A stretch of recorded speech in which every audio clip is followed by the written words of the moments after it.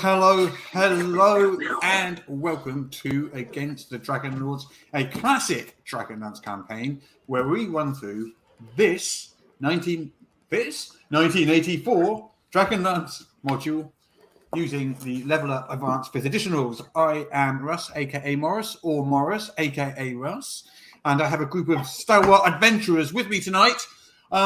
Before we introduce the adventurers, could we quickly, Jack, I believe you volunteered, give us a quick recap on the story so far, and then after that, we'll introduce our intrepid heroes.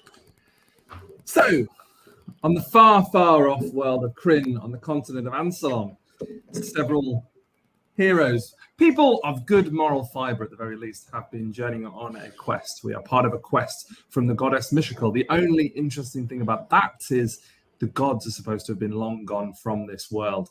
So the four of us started in Solace, a town in the southern part of the continent, and were brought together to discuss the advent that my character, Yanis, who you'll be meeting very shortly when we introduce ourselves, had been tasked with carrying the blue crystal amulet, an artifact of the goddess, and to take it to a certain place. And we are currently en route to, checks notes very quickly, Zaroth, which is an ancient city, I believe, that was thought long lost.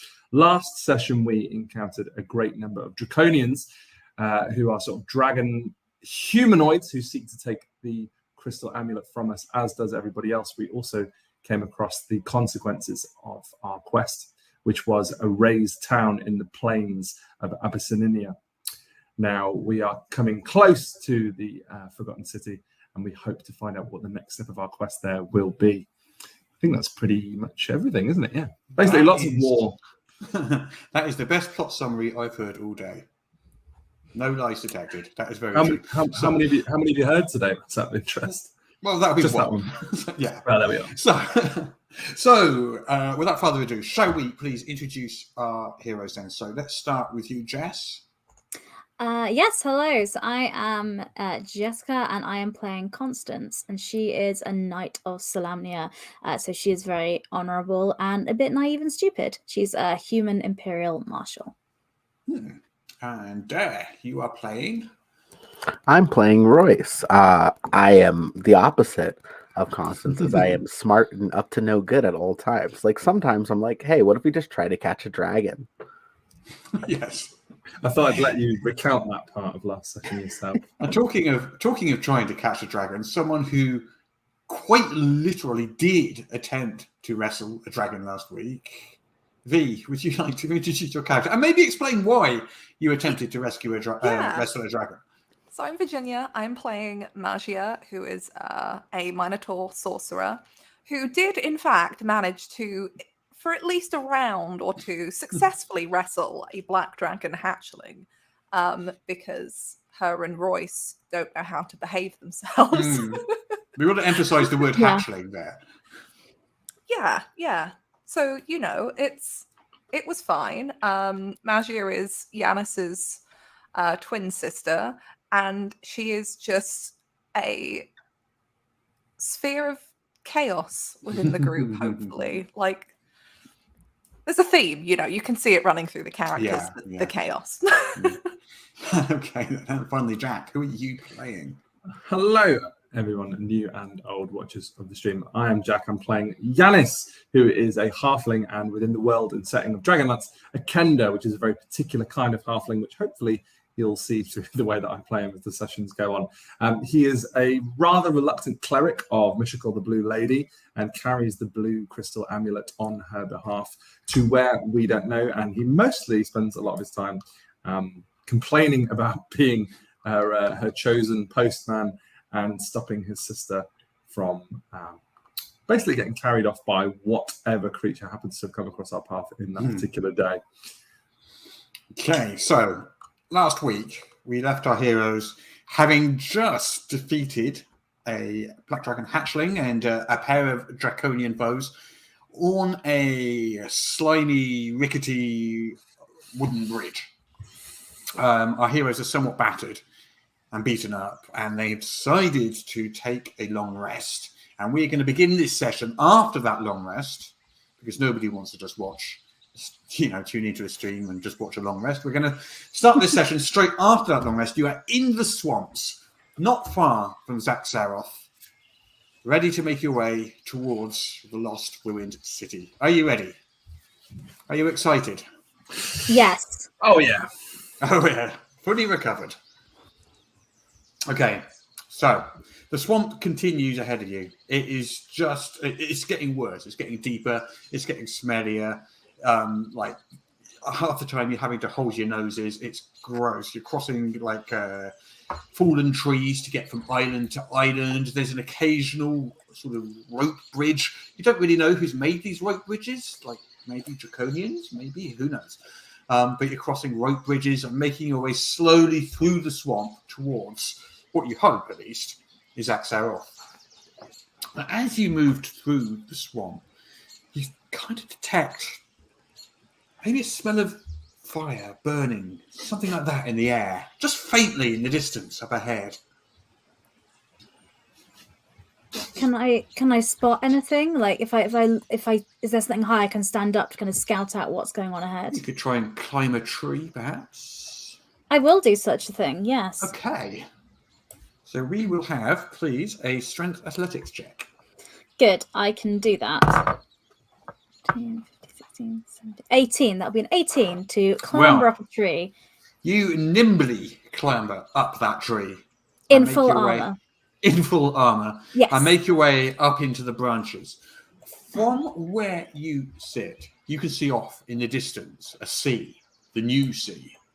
You can see there's big cliffs just before that sea. This sea, as you recall from history, was created during the Cataclysm when the fiery mountains struck the world. And you can see what looks like ruins on the edge of those cliffs, like a city has literally slipped off the edge of the cliff into the sea. Perhaps. But that's off in the distance. That's not what you're looking for right now.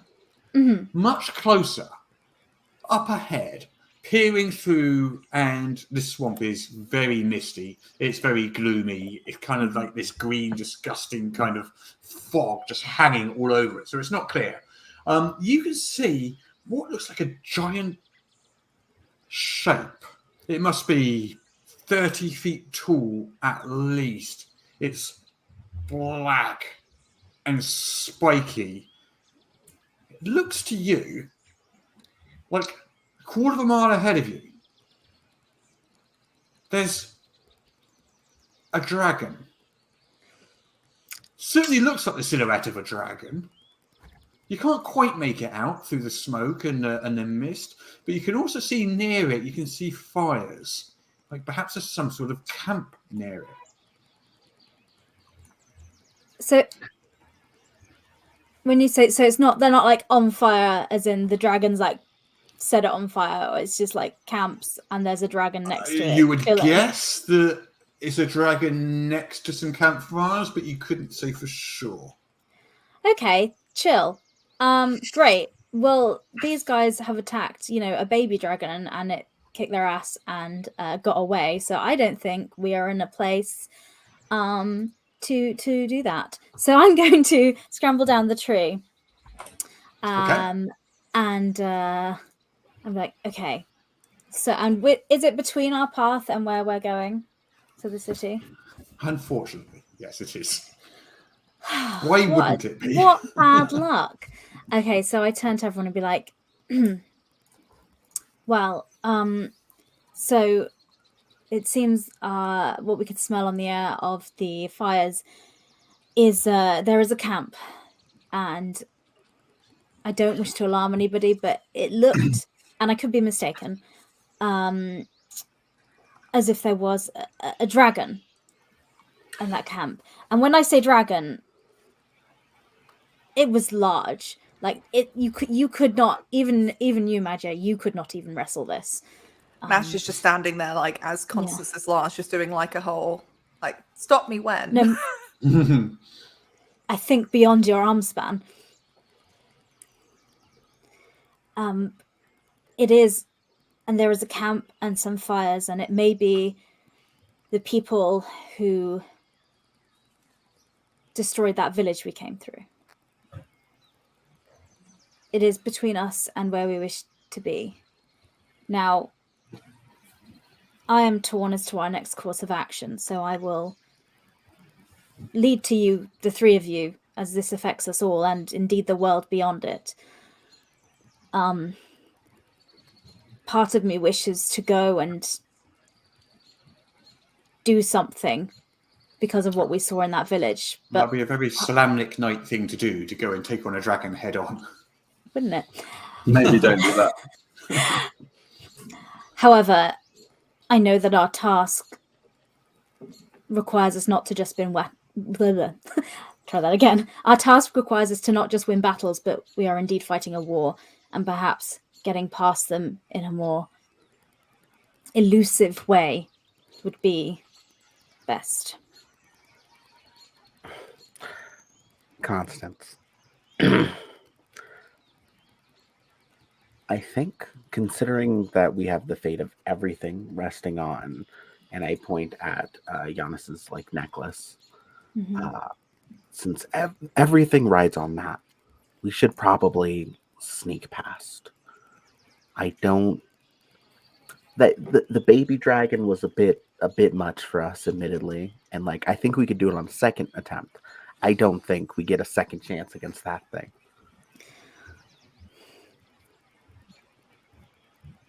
I appreciate your wisdom. And then she'll turn and look to the twins.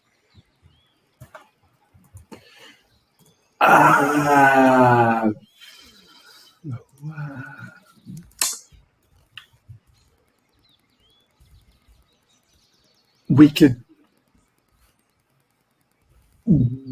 put cloth over your hooves. As Maj is just looking down at Yanis, I agree that being stealthy about getting past them is the best idea, but it just indicates to her height. I'm not sure how stealthy I'll be moving through a swamp. Can we give it a wide berth? Could we go round? Go round the dragon? I assume so, Russ, that I could navigate a course that we could be a very wide distance. It looks difficult because of the way the tree trunks and things and the islands are kind of laid out. You possibly could, but you'd probably lose a day or so's travel doing so. I will relay this to the group. Thank you. Time is... Imagine I role-played on an actual play. Wild. I know time is not on our side, but I cannot see another way. Our other option is to maybe use those cloaks that you took, Magia, in some way.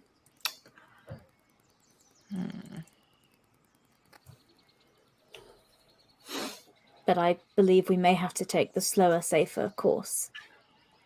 What did the Losing a potion... day's travel does sound better than fighting a dragon that's larger than my arm span. What did the potions do that we found? Sorry. Yes, what did the potions we found do again? So you had a potion of climbing, a potion of strength, and 2 potions of water breathing. Or liquid towels, as you refer to them at the time. We don't know it's water breathing. We believe them to be liquid towels. Oh, yes. Okay. Oh, we could John Rambo this situation and through the swamp. Swimming I can do. We could swim underwater the whole way using the potions. I am afraid I cannot breathe underwater myself for a very long amount of time, if I'm honest at all.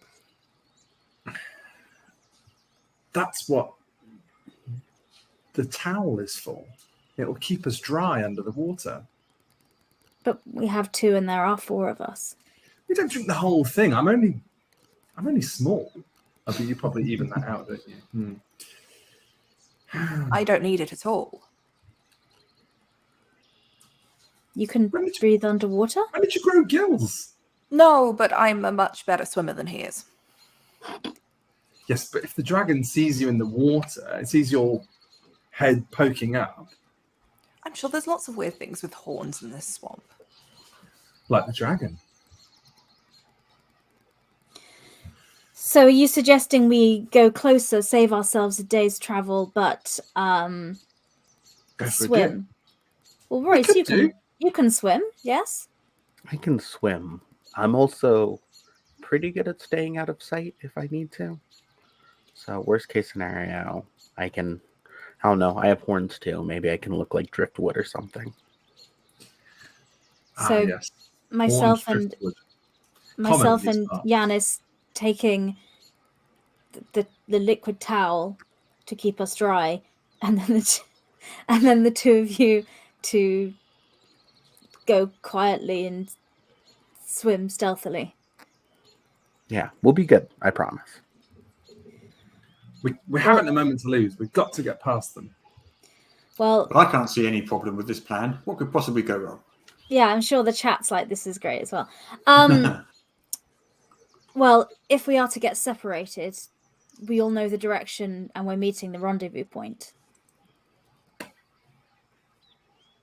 Yes? We can't To the see. town? The town. Oh, so yeah, if we get separated, meet in the town. Another thing that couldn't Yes. possibly go wrong. Yes, of course. That could never Okay. go wrong. Oh, So we'll meet there. And so the town is in the swamp.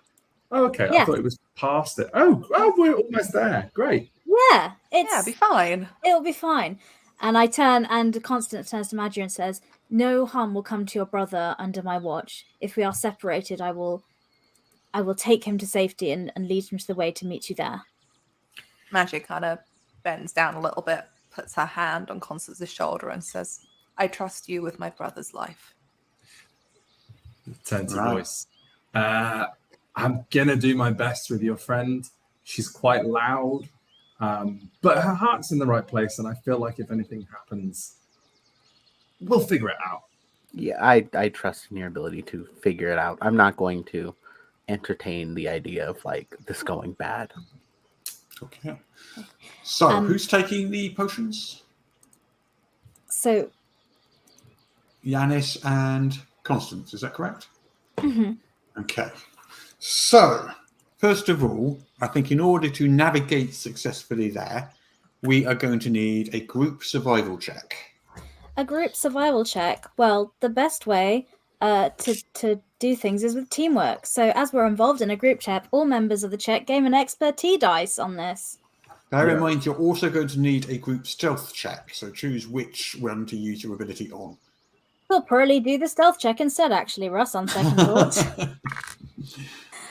So let's start with a survival check, just to navigate your way in the correct direction and not get yourselves hopelessly lost in the swamp while trying to simultaneously swim underwater and remain unseen. And that will that be wisdom? That will be a wisdom survival, yes. Oh, 17. 17. I'm going to use my intrepid ability as well to help me out, and I get 13. And Yanis. Yes, I managed to achieve 17 as well. Fortunate, because unfortunately Constance really was letting the side down there and actually started swimming off in completely the wrong direction at one point before everybody managed to call her back and point her in the direction of the dragon. Given that she was the one that actually went up the tree and knew which direction to go, it seemed odd that she just suddenly start, swimming off in the opposite direction, but I'm that's not a what she smart did. woman. Okay, so you have managed to basically figure out the route and you're moving towards this camp/dragon area. I also want to see how quietly you do this as you approach. So let's have that group stealth check. And everyone will get an expertise dice on this because I'll use my teamwork ability. So that's a Yes. D4 if you don't. For those people who aren't familiar with Level Up Advanced 5th Edition, what's an expertise die? Hi, thank you for bringing that up. So how would you summarize it, Russ? I was just going to say you get a D4, but it's a bit... Well, look, that's kind of it. So an expertise die is an extra die that you get to roll in addition to your D20, and you add it to the D20. It starts at a D4.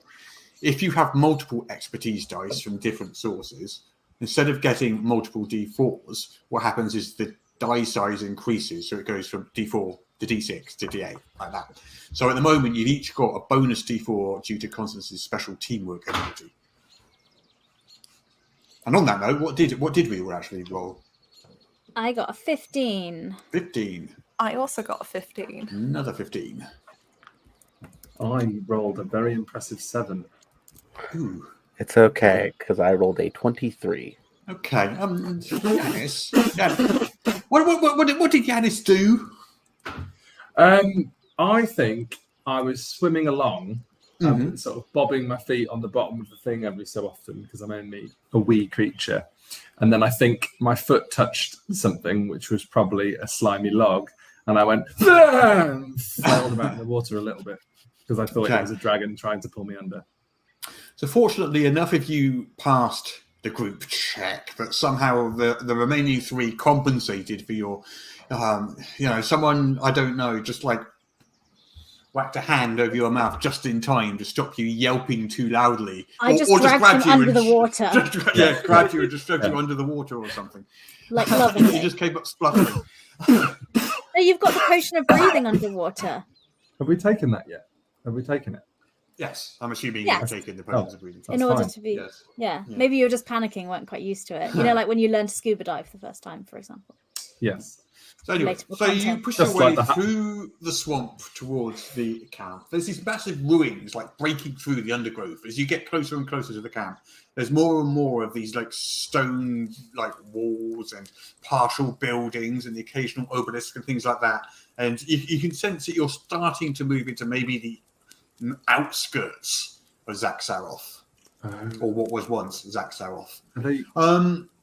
Like even a couple of like little broken towers and things rising up through the trees and stuff as you move through. So, and occasionally you find instead of having to wade through sludgy swamp, you are actually walking on like the remains of cobbled streets that just have like a foot or two of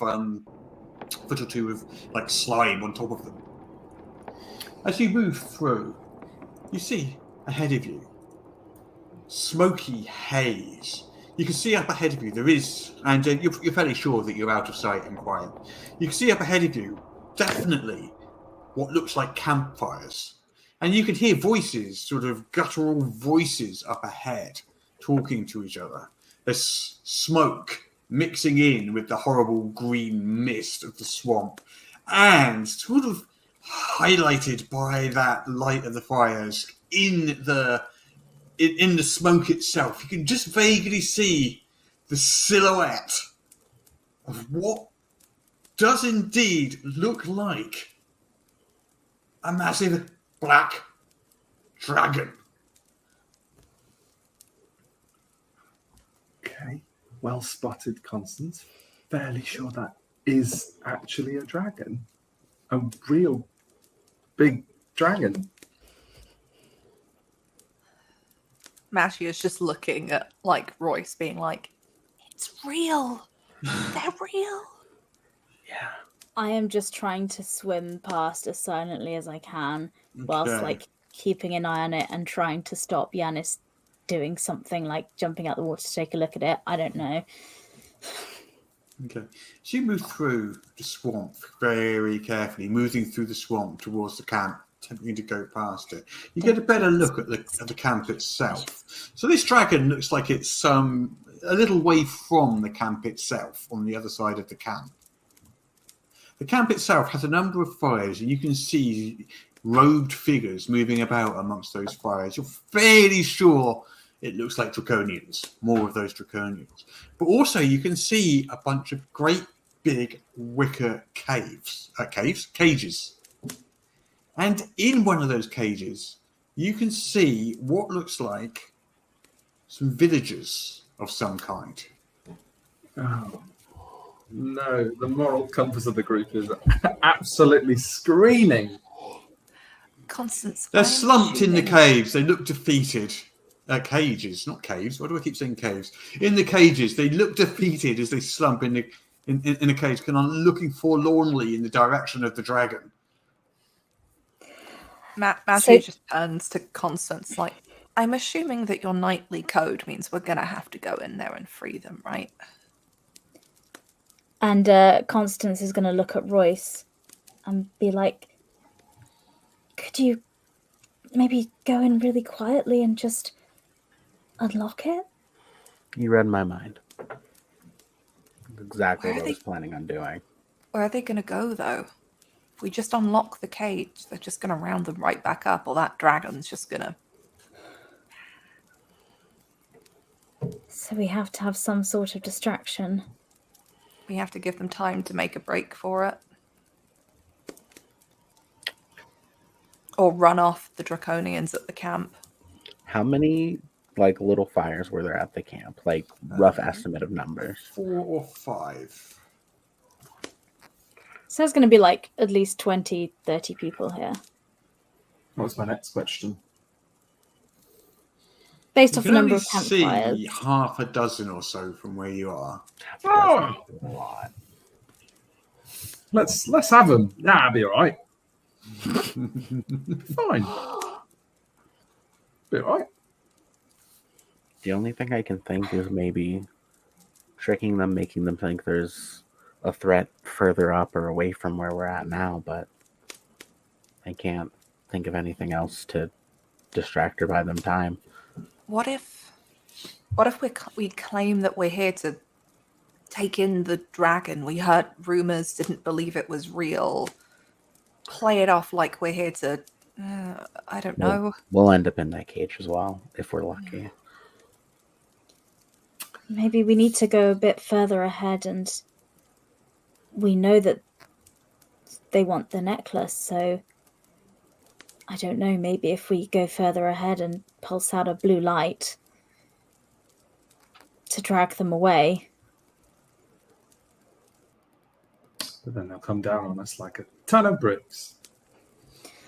Which is why you would not be there, Yanis, because no matter what happens here, you will need to make it to the temple.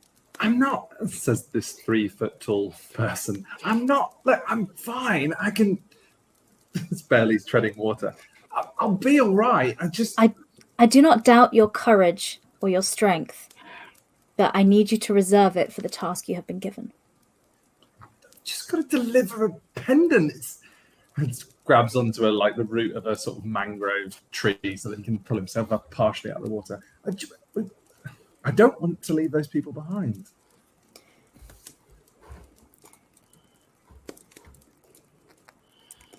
And we will not. We could try bargaining, claim that we know where it is, send them in the wrong direction, and we'll only tell them if they release the villagers. They can't kill us if they think we know something. What if they... Is the dragon moving around, Morris? Is it awake? Or is it It has not moved all this time, Okay. no. Is it like lying down, or is it head No, up it's in kind of the like sitting up.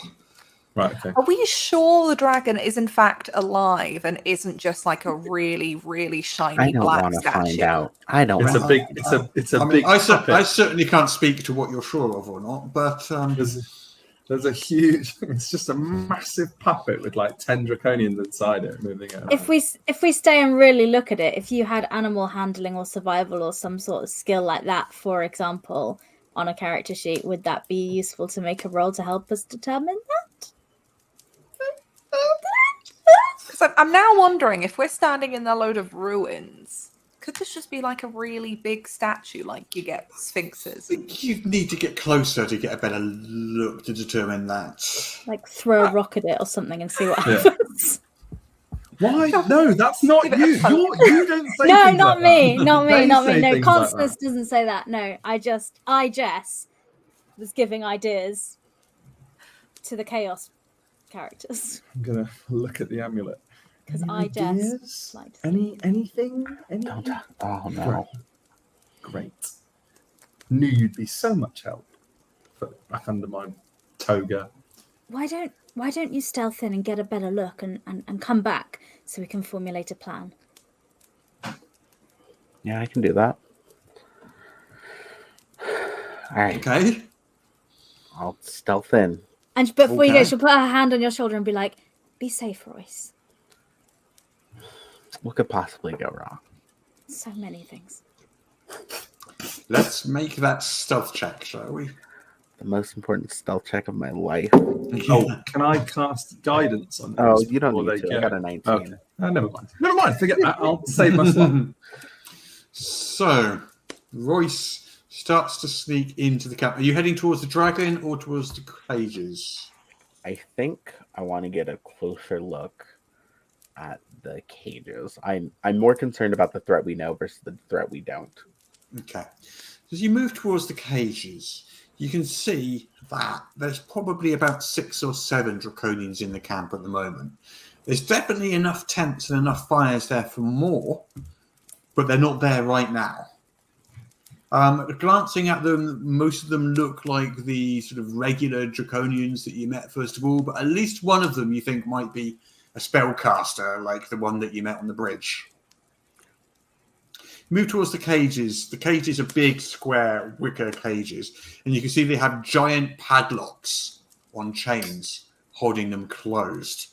Only one of them has occupants, and there's only 2 in there. It looks like a mother and her daughter huddled together in the corner of the cage.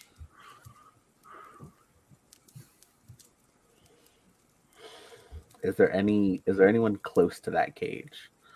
There is one bored-looking draconian guard leaning on the corner of the cage. All the other draconians are off around the campfires, drinking and talking.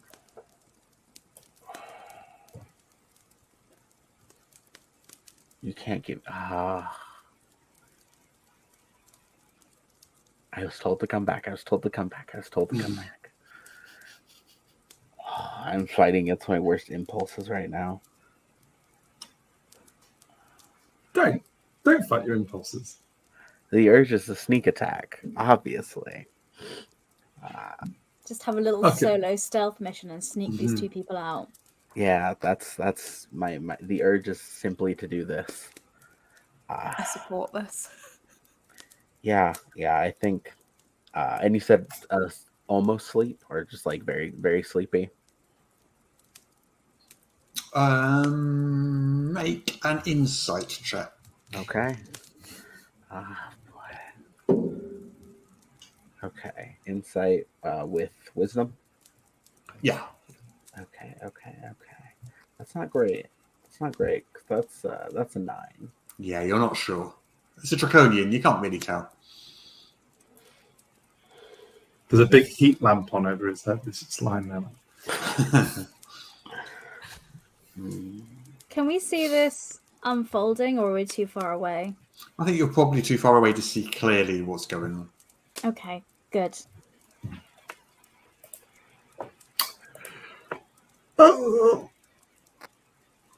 I'm here for the hard decisions. Could I if I hit the sneak attack, I think I might just, if I'm sufficiently stealthy enough, are there odds of me like alerting everyone else? If you killed it in one go, you'd be fine. Otherwise, fight would ensue and it would probably shout. Okay. Gonna have to go for the throat first. Just like... Yeah, that's... Arthur, we've got blood everywhere. I'm here to rescue you. I've come to help you. Even with my extra damage, that's still risky. I'm gonna head back. I'll head back to the group and let everyone know. Okay. So, Royce arrives back at the group and reports the situation. What do you think? What are you going to do? 2 people we could get out and take with us, really, to get them to safety. If we could do it quietly, perhaps, then wouldn't need to alert the guards or the dragon. Is it just those 2 there, Royce? Just the mother and child? Yeah. Well, I mean, wick is not a particularly sturdy material. We could just make a big hole in the back of the cage. I don't know. I don't think we can cut through it. But I mean, but if Constance used her axe, that would be very loud. But if we had some kind of, some kind of local, we could probably set fire to the back of it, and then when it weakens it, just put the fire out, and then they're going to notice the fire, though, right? No, they'll be all right. Be fine. I'm sure we can quietly pick a lock. It's just that one fellow. Suddenly, a horn blasts through the clearing. Was that us? And was that for us? the Draconians leap to their feet. The one leaning on the cage leaps up to his feet also and pulls a massive key from his belt and moves over towards the padlock. A couple of other Draconians make their way towards the cage, while the others move towards the dragon. The dragon's not moved. The dragon has not moved. They're going to feed them to the dragon. They're going to feed them to the dragon. Okay, we have to go now. And I'm just going to get up and No, Constance. go. If Constance goes bolting out of the water, Sploosh Mash is going to be across like, the Constance, wait, and go after her. Yeah, I'm just going to go. It's not a good choice, but let's go. We stand a lawful stupid character. We're big fans of it here on the screen. So several Draconians have moved off through the trees towards the dragon. 3 Draconians are left. The one that was standing at the cage and 2 that moved towards the cage when the horn blew. The one at the cage is currently opening the door and gesturing towards the woman and her child to exit the cage, who are standing up fearfully and kind of backing towards the back of the cage. The other 2 Draconians are drawing their short swords as they approach the cage. Not great. How far away are we? I'm now running. If you're all heading that way, you're probably all about 60 feet away. Okay, I would like to. I'll dash then. Okay, let's roll initiative, shall we? Yeah, that's a good choice. Unlike my choice. I should have done it. I should have just... Oh no. That's what one good initiative roll. I got a Draconians 4. are going on 10. I got a 6. Good. 11 plus 2 for dex. We're doing dexterity. Yes, in this case, yeah. What? Why do I have to clarify if it's initiative dexterity, Morris, playing advanced 5th edition? Because surely all initiative Well, is for dexterity example, based. the Draconians didn't roll dexterity. They rolled wisdom perception You mean to to say determine their initiative. You mean to say we can use any ability score to determine initiative in Level Up Advanced 5th Edition by Ian Publishing? Yes. I love this bit. This is a fun game. Wow, that's intuitive and allows all characters of different ability strengths to participate in the game fairly. Anyway, I got a 13. It does. 13, thank you. That's what I was waiting for. V, what did you get for magic? Was it 6, you said? Yeah. Great, good. I got that minus 1 to dex. What has Royce got? I got a 12. Okay, great, good. It's above 10. It is, and on this round of initiative, that's as good as it gets. Right then. So we have got Yanis first then. Okay, are we just piling in? Are we just going to go for it? That's what Honor is looking like she's doing, yeah. Okay, I'm gonna fling a not a pebble, what are they called? Bullets. It's called a bullet. Yes. Bullet from my hoopak, which is my favorite word to say. Although I am at long range on the other side of this bit of water, so can someone? I don't use ranged weapons very often. Can someone mechanically tell me what the disadvantage is? It just rolling with disadvantage? It's just disadvantage if you're at long Okay, range. that's fine. Great. So yes, I got a pitiful 10, which I imagine is a miss. So your bullet flies through the air and just disappears in the undergrowth. One of the Draconians just sort of looks over curiously in that direction, but probably assumes it's just some kind of animal or something and just carries on doing what he's doing. Can I move after attacking? I can, can't I? Yes, you can move before or after. And then I'll start wading in across the water with my hoopak over my head like that. Okie Royce. I'm still roughly 30 feet away, right? You went back to them and they were 60 feet away, so you'd also be 60 feet. Okay, 60 feet. Let me check a bow. I know I have one.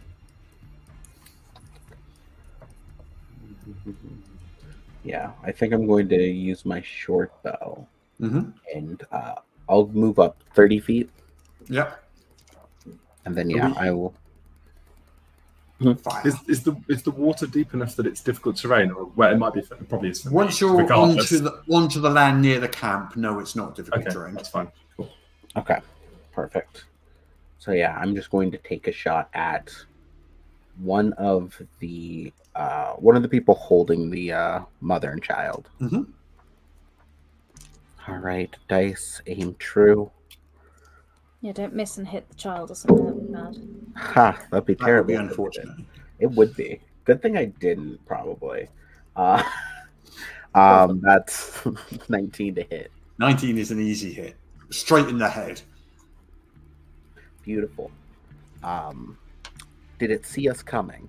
It Would has this not be a yet seen sneaky you, no. attack? It has not. That is a sneak attack. Okay, beautiful. Me every session figuring out how I can ask, was that attack sneaky or not? Okay, so then let me find how much I need to roll for a short bow damage. Unless anyone knows short bow damage off the top of their head. D6. D6, beautiful. Okay, so then that is 9 damage total. 9 damage. So the arrow arcs through the air and strikes one of the draconians in the shoulder, and it lets out a snarl and reaches out and snaps the arrow and looks at it, and then turns around and glares at you all, seeing as you all charging towards it, sort of some seemingly out of nowhere. And it is now the draconian's turn. One of them grabs the woman and child and raises his short sword and holds it towards them, while the other two draw their short swords and move to meet you. You've all moved about 30 feet. They also do the same, meeting you at the halfway point. Who's moved so far? Yanis and Royce, I believe. Yep. Is that correct? So Yeah. they're the two that they meet partway through with their short swords. So let's start with Yanis. What is Yanis's armor class? Currently, at time of writing, it is 14 at the moment. Okay. It charges at you, slashing viciously with 2 overhead short sword attacks. The first one just goes wild, completely misses, completely overestimates your height even. But the second one comes Appreciate back that. and strikes you straight across the chest. But doing. my weapon has a quality of parry, Morris. Now, Okay. what does that mean in mechanical Well, terms? Because that I'm not means familiar you with parry, may- having only played a different role-playing game. You may now use your weapon to parry and add D4 to your armor class. Wow, that's so cool. I'll do that now. Okay. Great.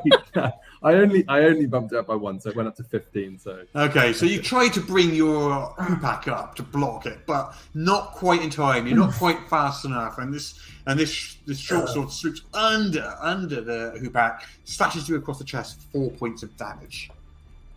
I cry out in pain. The other one has charged Royce. Much the same. Comes in with a lunge in an attempt to just skewer you straight in the abdomen. Wildly misses.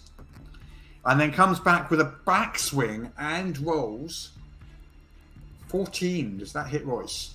Just misses by 1. Just Nice. misses Royce, who nimbly manages to sidestep the blow. Okay, Imagia, you are 60 feet away from the cages, 30 feet away from those 2 draconians, Royce and Yanis. Okay. Okay, I have one question. Roughly, with how far out that dragon was, how far away do we reckon that dragon is? Just roughly. Probably about 120 feet from where you are now. Oh dear. Okay. Were you going to do Thunderwave? I was, but that can be heard out to 300 feet. But I'm not sure it really matters at this point. Mashi is definitely going to rush up and close that 30-foot distance to get up in what's going on. Am I able to hold my action to cast Thunderwave until Constance gets up Yeah, sure. beside her? Because she's going to cast it. She's going to hope that it knocks a few people around Yeah. so that Constance can go in with with her axe. Absolutely. Yeah, you can do that. So I will hold my action on casting that and using my manifestation until Constance has caught up. Okay. So Constance, I assume, is rushing up. I am. I'm running right up to meet the enemy with my battle axe in hand. So I'm just charging up in a terrifying manner. So that'll be my movement and my action for the dash. But then for only 30 feet to meet the two that are fighting Yanis and Royce. Oh.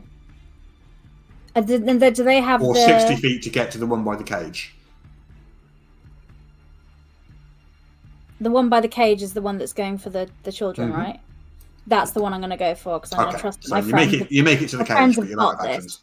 Yeah, But then my bonus action, I'm going to take the combat maneuver stance, unending wheel as the bonus action. So that means next turn I can use my combat maneuvers, which I'm sure Jack will ask for the rules clarification on at the appropriate time. Okay. So, Majia, Constance didn't do quite what you were expecting to do, but you can still take your action. That's okay. She'll use the thunder wave as a way to make sure, like narratively, that Constance isn't getting caught up. Hopefully, trying to fight the two up the front here and can just dash past. Yeah. So they need to make a Constitution saving throw. Okay. They get +1 on Constitution, so we have a 20 and a 16. Both of those are passes, so they take half damage and they don't get pushed. Okay. Is this a D8? So that's 2.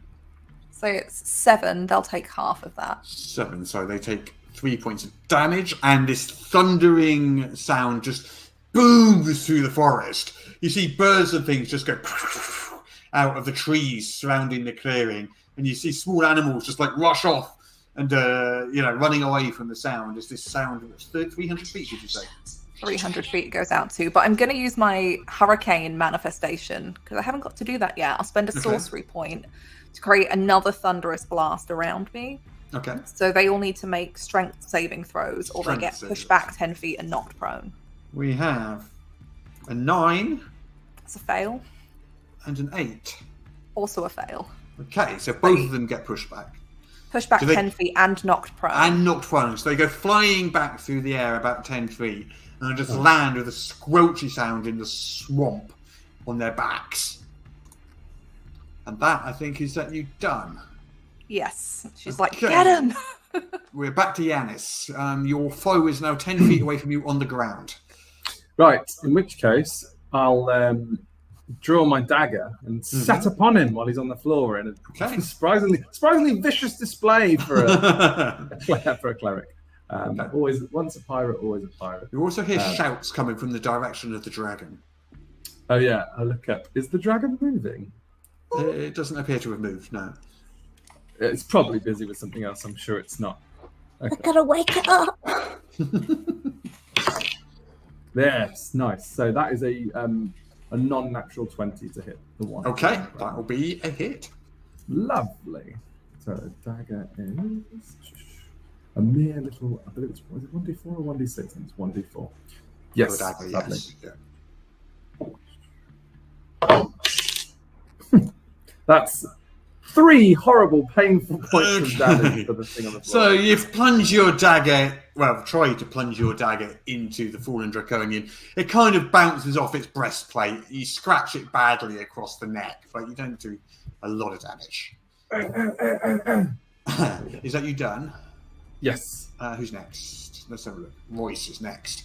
Again, same situation. Your foe is now 10 feet away from you on the ground. Can I switch to my short sword? You can. Okay. Does that take any action economy or anything? No, you can do that as a free. Beautiful. So I will do that, and I will simply stab at it. Okay. Once again, 19. I am rolling well for now. You are rolling way better this week than you were last week. Oh, don't worry. It won't last forever. All right. Am I within 5 feet of anyone else fighting? No, they're 10 feet away from where they were. For once, fine. I won't take the sneak attack damage.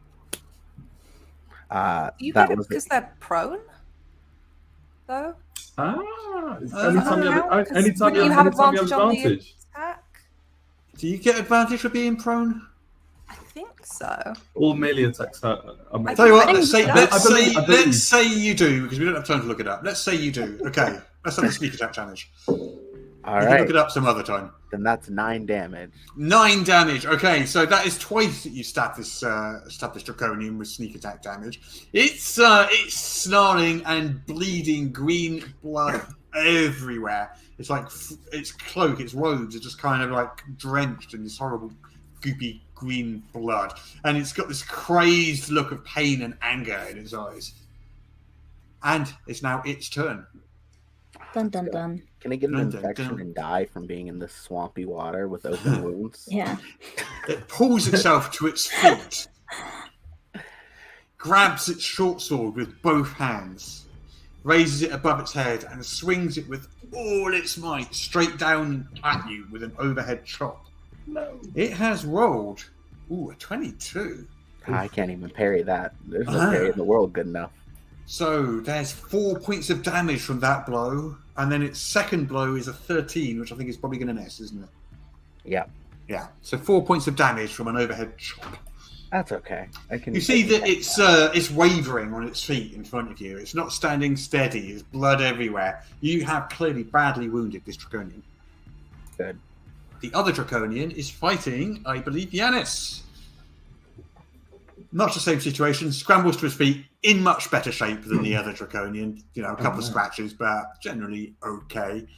Tosses his short sword from side to side, confidently, just looking at this Kender, which he's fairly convinced is going to be a pretty easy kill. Back off! I'm like stabbing it. Yeah. So we have a 13 and a 22 with its 2 attacks. So yes, one of those hits the 22. So that's 4 points of damage from a short sword. Ow! That hurt. And then it's Magia's go. I think that Magia, seeing this overconfident draconian trying to have a go at her brother, is going to go and teach him a lesson. Okay. And will close the distance and just shout over, "Hey, get off my brother!" The Hopefully, draconian catching the looks moment at you, then looks at the Kender and says, "What?" When he says that, I'm going to cast Uppercut. Force Punch. I need to get this back up here. Does she get advantage because it's confused? New distraction strategy just dropped. No. Where I get to make a melee spell attack on it. She just goes in, like, tries to grab it by the front of its robes and just punches it in the face. Okay, with a glowing fist. Yeah. Melee spell attack. Here we go. I know how to cast make those. Punch! Yes. Plus. Someone in the chat's just said "pow." I am imagining one of those Batman pows just popping up. That's a 14. A 14 is a hit. Yes. So that is 3d8 force damage. Ooh. Christ! 3, Pardon my blasphemy. 5, 6, I'm a 8. cleric. 16 points of force Yeah, damage. you knock that draconian out cold, and it flies backwards and lands in a puddle and sinks beneath the swamp. She just puts her hand on Yanis's shoulder for a second. It's like, "I got your back, bro." It blows a bit Okay, of hair out of his Constance. face. You are by It the is- cage. There is a draconian. It's got the child by the scruff of his neck and the short sword held overhand, pointing down at the child. I'm It standing there looks at with you my. and says, "One move, and I kill the kid." I'm standing there. I've sprinted over and I've got my combat stance with my battle axe out. I'm going to try and use intimidation, and I'll say, "If you let the child go, you can live. Okay, make your check. It's your choice." And I, so I'm going to roll. It's a 20, if you can see. Plus, correct. I have 3, so it's like 25 in total with my charisma and my Okay. intimidation proficiency. So So this draconian 25. looks. You're kind of silhouetted by the firelight and the smoke, and you look utterly, utterly terrifying. This draconian looks at you. its eyes go wide, and it just drops its sword, which clatters down on the wicker thing, shoves the child away, and turns around and tries to run off into the undergrowth. I'm going to give you an attack of opportunity if you want it. Oh, yeah. And can I use my combat maneuver with it as well? Is it with attack of opportunity? Sure, if it doesn't say anything that would say otherwise. It doesn't say anything that would say otherwise. You have to use 2 exertion points, and I'm going to use wounding strike, so it'll bleed continually after it's left me. So, because that's the kind of... Actually, no. Upon my honor, I'm not going to strike it, because I said if it left, I'd let it live. So, and I'm a knight, not Jess. So she's... She is going to let them go. She's going to turn to the child, and she'll be like, I'm a knight. I'm here to help you. Where is your mother? She's in the cage, right next to you. You can see her just right there. Oh, she's kind of getting to her feet, and like there's tears coming down her face. And she runs towards you with arms wide and just gives you this massive, massive hug and says, "Thank you, thank you, thank you." I'm a little bit taken aback, and I'll go, "Okay, I'm a knight. I will keep you safe. You will both come with me. Carry your child." And I will turn. The child goes. The child goes. It's not real, you know. What? Dragon. It's not real. Oh, yes, of course. Yes, dragons aren't real. That's right. Come along. Made of wicker. Oh. Did you think it was real? Of course not. Stand behind me. No, it was Solamnia. You thought it was real? Of course not. Oh, that's funny. You wait till I tell Bert. He'll love this one. Have you seen Bert anywhere? Who's Bert? My friend Bert. You. No, actually, Constance isn't going to realise because she's stupid. She's gonna be like, no, I haven't. Come on, we have to leave. She shrugs and follows you. And the lady's holding his hand as they leave the cage. So let's go back to the others still at the fight. There's one draconian left over there, but bursting through the tree line, you can now see 4 more. Coming from the direction of the dragon. They're probably about 60 feet away from you at the moment. Yanis, what are you doing? I'm looking at Maja. Are we staying, or are we going to nod at the 4 that are running towards us? I think Magia looks at Yanis and gives him that look of like, I think we kind of have to deal with them. She's like, they're going to keep following us if we don't. Right. Okay. Waves his hand, and I'm going to... all those horrible cuts and scrapes on my body are going to hopefully close up. There's this big blue glow as you do it. Your blue crystal pendant glows, and the draconians pull up short. Yeah, that's right. One of them shouts out, "That's it!" No, go, no. And 2 of them begin to wave their hands in the air and start mumbling the words of magic, while the other 2 draw short swords and advance forwards. Right, I'm going to use my bonus action to cast Shield of Faith on my good friend. Constance is dealing with the woman and child, aren't you? Yes. So Yeah, I've got them, and I've got no enemies around me. Okay, so Royce is the furthest forward as well. Royce is still engaged in combat. Points the hoopak towards Royce and goes, "Royce, go!" And then you feel like a sense of... you feel a bit more protected. You feel better. You have a +2 to your AC. Perfect. Marvellous. Is that you done then? Yes. So I could Royce. I did. Yeah, that's fine. Yeah, there's Draconian in front of you, not looking well. It looks like you could basically blow it down with a feather, like a blow on it and fall down like a feather. I feel like I'm trying to use a metaphor there, and I completely screwed it up. But you know the one I mean. A stiff breeze. Yeah, knock it out. Yeah. It's waving from side to side, barely able to lift its short sword up. Green blood just flowing down its robes. I'm just gonna slice it. Okay. Well, let's hope that's enough. 13. 13 is not. Bounces Ah. off his breastplate. Dang it. Okay. So you done? Yeah, I was deciding on. I might disengage and move back Okay. towards everyone else, Okay. since I can disengage as a bonus action. Okay, cool. Okay, so the Draconian is now standing about 10 feet away, left on his own, just like swaying slightly, and it is his turn. He looks around with a little bit of panic in his eyes. He looks for a moment away. like maybe he's about to flee, but then he sees his friends away. approaching. Walk And away. gathers confidence and strength from the approach of his allies, and decides to charge. Ooh, whoa! You see, Magia just punched his friend like 30 feet through the air, and is 7 feet tall and really scary. Royce has just slashed him up really badly. Yanis, on the other hand, is a Kender who hasn't really done anything that dangerous that he can make out, and he decides of the 3 targets in front of him, that's the one he's going to go for. Danger's my middle name. I don't know what these Draconians are on about. So he flaps thought his you wings to give him a little lift, sort of like lifts up into the air about 10 feet before coming straight down at you, sword first. Leave me alone. What is your armor class? It is.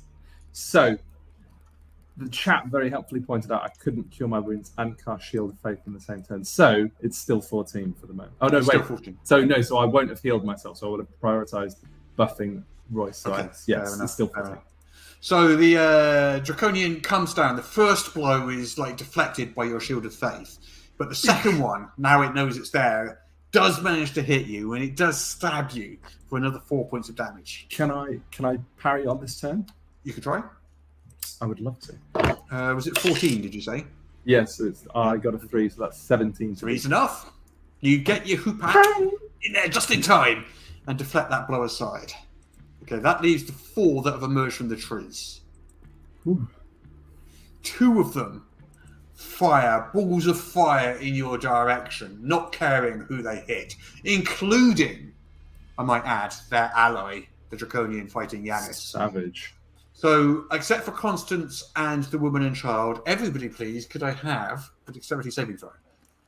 2 dexterity saving throws, because it's 2 fireballs. Oh, good lord. Wow. This is going great. I got a 7 and a 2. That's not good. That would be what we like to call 2 fails. Yanis, I got a 7 and a 9. that's 2 fails. Royce, I got a 10 and an 11. that's 2 success. No, that's 1 success. Ah, hell yeah. And the Draconian failed both. Right, the Draconian, I can tell you right now, is basically blown into smithereens. It turns into stone as it dies, but those stone pieces just fly apart in a cloud of dust, flying everywhere. Everybody who failed... Could you try again? Siri appears to be talking to me while we play. Siri, don't kick us while we're down. Stop saying its name. Siri, call for help. Suddenly, a robot appears and saves us all. Okay, each of those fireballs does 10 points of damage. If you failed, you take 10. If you succeeded, you take 5. So I think that's 20 points for 2 people and 15, I think, for Royce. I think that works out too. I'm Fire unconscious. I've only got 14 hit points. Ouch. I'm also unconscious. Great. Good. Good. It's always good when the healer's down. I would have been unconscious, but thankfully I have a move that keeps me up after I hit. What's the name of it? Because I can't. Immortal Blessing. Your heritage ability. Yep. Mm-hmm. So, yeah, I am standing at 1 hit point. So what does the Immortal Blessing do, just so that the audience can learn another? I'll read it off. Okay. I'm unconscious. Your connection with the source of your bloodline allows you to cheat death. When you would ordinarily be reduced to 0 hit points, you are instead reduced to 1 hit point. Can't use this again until we've finished a long rest, but Okay. So, no, I'm alive. So, yeah, someone in the chat just said smoking slightly, but you are standing. Yeah. Which is more than the twins can say. Okay. So, Magia, death saving throw. Is this just a straight roll? I can't remember now. Do you add something to it? Yeah, it's a straight roll DC 10. That's a 6. No! That's not what you wanted to do. Hi. I am going to use my rallying surge. So this will be, as a bonus action, you can choose an ally within 30 feet of you, and I would like that to be Giannis. Is okay, and if they can, it says if the target can hear or see you. I guess because they're unconscious, that doesn't count. I guess not.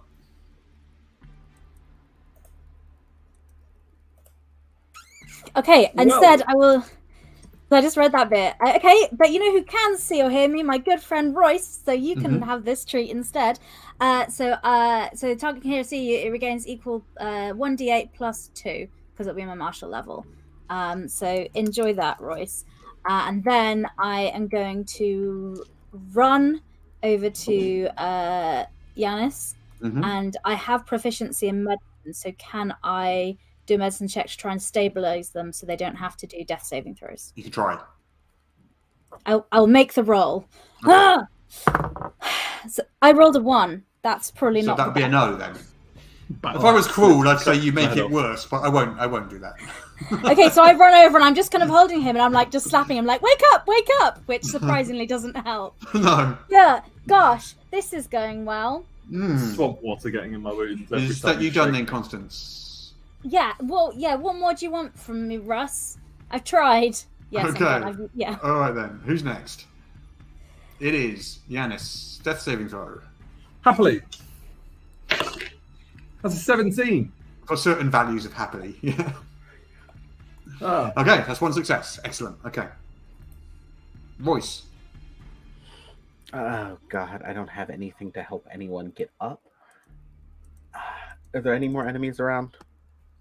Yeah, you got 2 spellcasters that are just cast at you, and 2 with short swords that are sort of in front of them, guarding them. I cannot take on 4 people at once. Would you like to try and stabilize someone with medicine? Yeah, I might try to. As my excellent example shows. I might try to stabilize Giannis medicine. Just pushing Constance out of the way. That's not how you do it. Yes. And they're slapping his face. Go, wake up! You're like, what are you doing? Why are you slapping his face? Slapping won't work. Yeah, I'll make a medicine roll. Okay. Ooh, I am panicked. Okay, 17. 17 does it. Okay. So you have now stabilized Giannis. Giannis does not have to make death saving throws. Is still at 0 hit points and unconscious, but not dying. Which is a good thing. I'm having a lovely time. Having a lovely time. Okay. Catching up on my sleep. Yeah. Your dream is think nice. Royce's turn. The enemies move forward, and one of the spellcasters calls out and says, "Surrender, and we will allow you to live. Kisanth can decide what happens to you."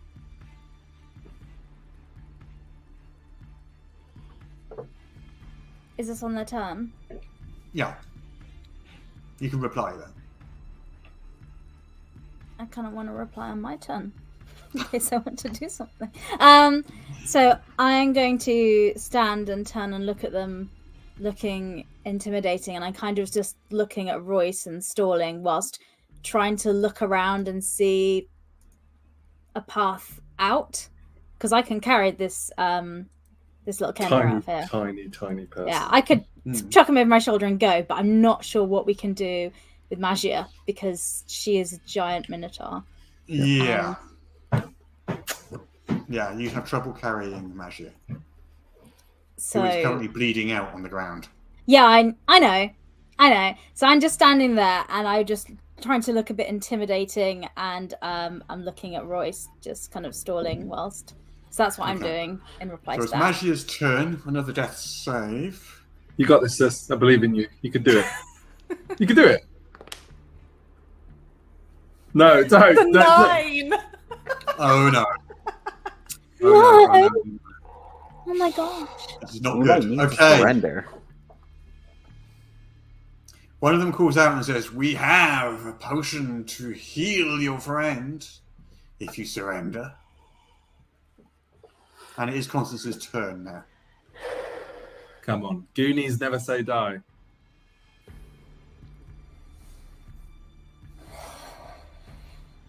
Oh my gosh. I'm just. The Draconian takes a blue glowing potion out of its pouch and holds it up, takes the cork off and starts to tip it slowly.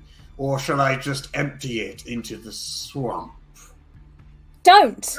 Don't do that. The swamp doesn't need healing. Don't Yeah, do that. it's fine. Oh my god, oh my god, oh my god, oh my god. Throw down your sword, knight, like the coward you are. Okay. I'm gonna put my battle axe on the ground. Mm-hmm. I'm doing it slowly. Okay. Do they put the cork stopper back in? He's holding it still at the moment. It's down. Put the stopper back in.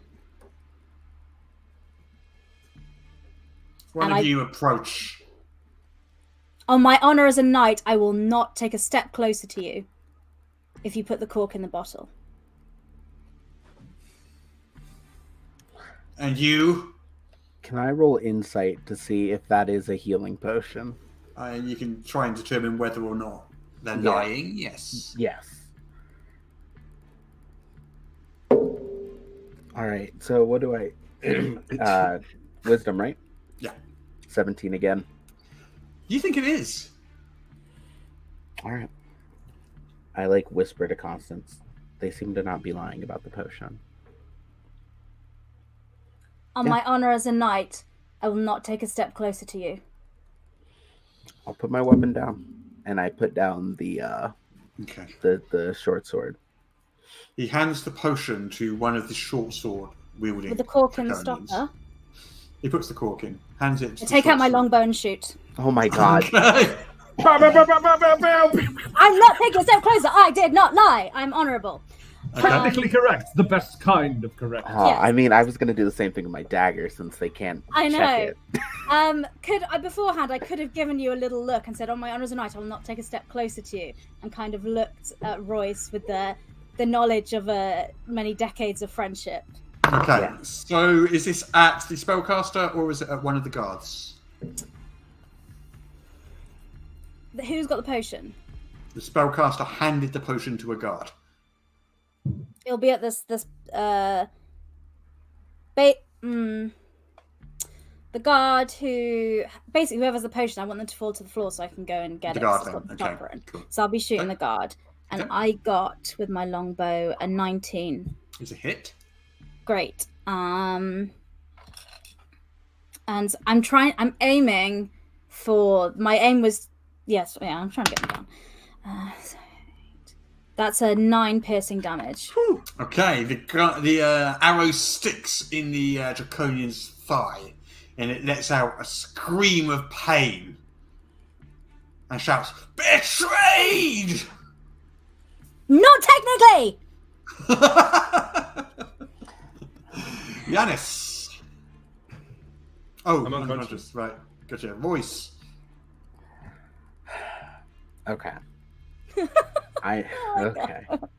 Okay. Okay. It's fine, Royce. We've got this. Do we? Yes. I'm gonna run up. I think. Mhm. How far away am I from them? Probably about 30 feet now, so one move. Okay, beautiful. I'm going to move 30 feet. Mhm. I'm going to try to take it using sleight of hand. Okay. So, dice don't fail me now. Okay, and I know I'm good at that. So, sleight of hand with dexterity. Yes, yep. Okay, so that's a 15. You snatch the potion. Quick. ranged attack through at Magia's body. Quick! So what are you doing with it? Wow, let me double check one thing. Let me make sure I know everything I can do. All of my terrible little rogue movement. Because I think I can still dash as a bonus action, if I know correctly. I'm so stressed. I'm so stressed. I'm I'm also. so stressed as well. I'm the one dying. I'm not stressed at all. You have nothing to worry about. You're already dying. It's fine. It's us who are alive are stressed. We have to fix this. Yeah, I will dash using my cunning action. Okay. Yes. So you dash back to Magia. And that's the end of my action economy for this turn. Unless Okay. so, Okay. Just drop it. Just drop it. Dropping's a free action. Just hold it If up I- high and drop it. it'll break on her. Yeah, that's what I'm Like that's what seep I'm into her suggesting. skin like a serum. Yes, that's how it works. So it'll- the Draconians move forward and spread out to surround you. Two of them have swords out. The other two have their hands ready to cast spells. And the lead one says again, "Last chance, surrender or die." Magia, this is it. Make that D20 roll. I need Because it's Constance's go next. If you make this roll, Constance will be able to use that potion on you. If you fail the roll, you'll die. Oh, I'm having such a bad time. Yeah, I'm having I'm such just a bad- enjoying everybody else being terrified. V, can you lie? Can you just lie if you fail it, please? Yeah. Lie. No lie. We'll never know. There's no way we can. Just No one lie. would Just know. lie. Just lie. If you fail it. It's a 9! No! Hang on, wait. I got Wait, sad what? music for this stream. Oh, okay. I thought you had something clever you could do then. But no. No. What? This dice has betrayed me. Magia shuffles off this mortal coil. But you're still in danger. It's Constance's turn. Tense fight music. Back to tense fight music. Good. Okay. I'm going to take the potion because Royce is next to me. Mm-hmm. And I'm going to give it to Yanis, which would have been my choice anyway because he can heal. Yep. So he can heal his sister because she's fine. So I take that and I pour it down his throat. Okay.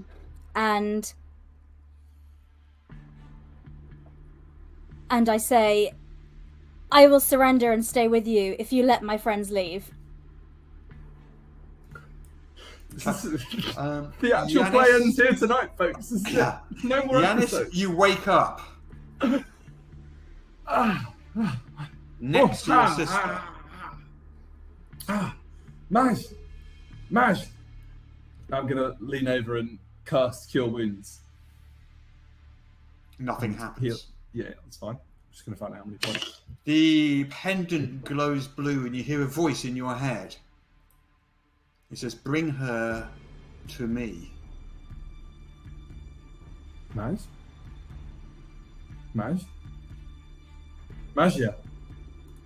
Magia, I'm like shaking her. Magia, wake up. Magia! Doesn't I'm like move. splashing water on her face. The Magia. Draconians start to laugh at you.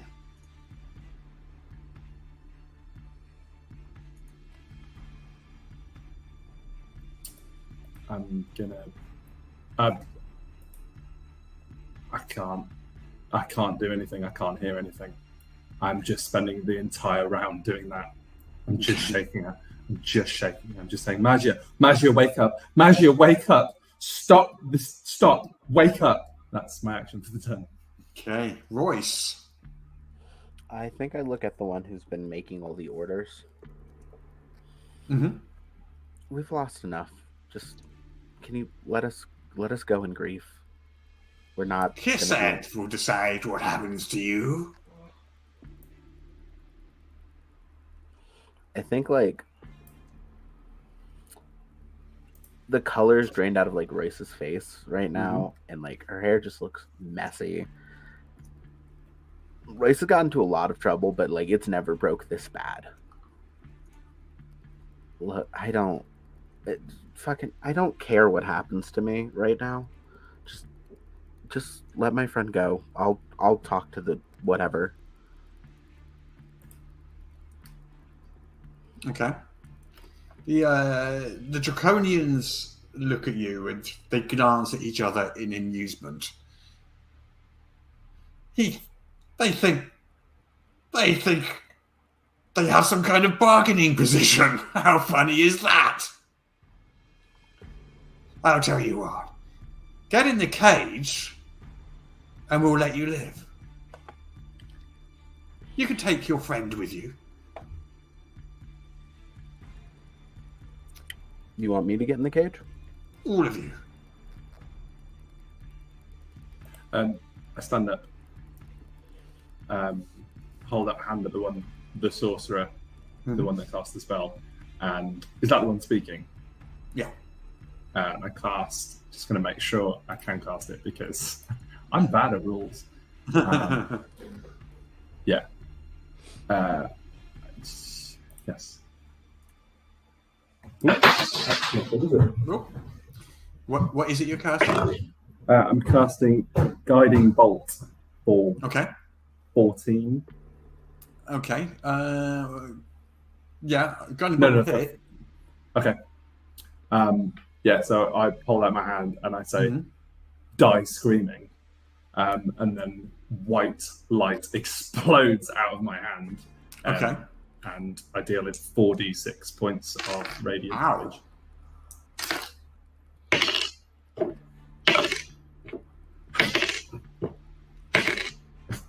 That's 16 points of damage. Wow.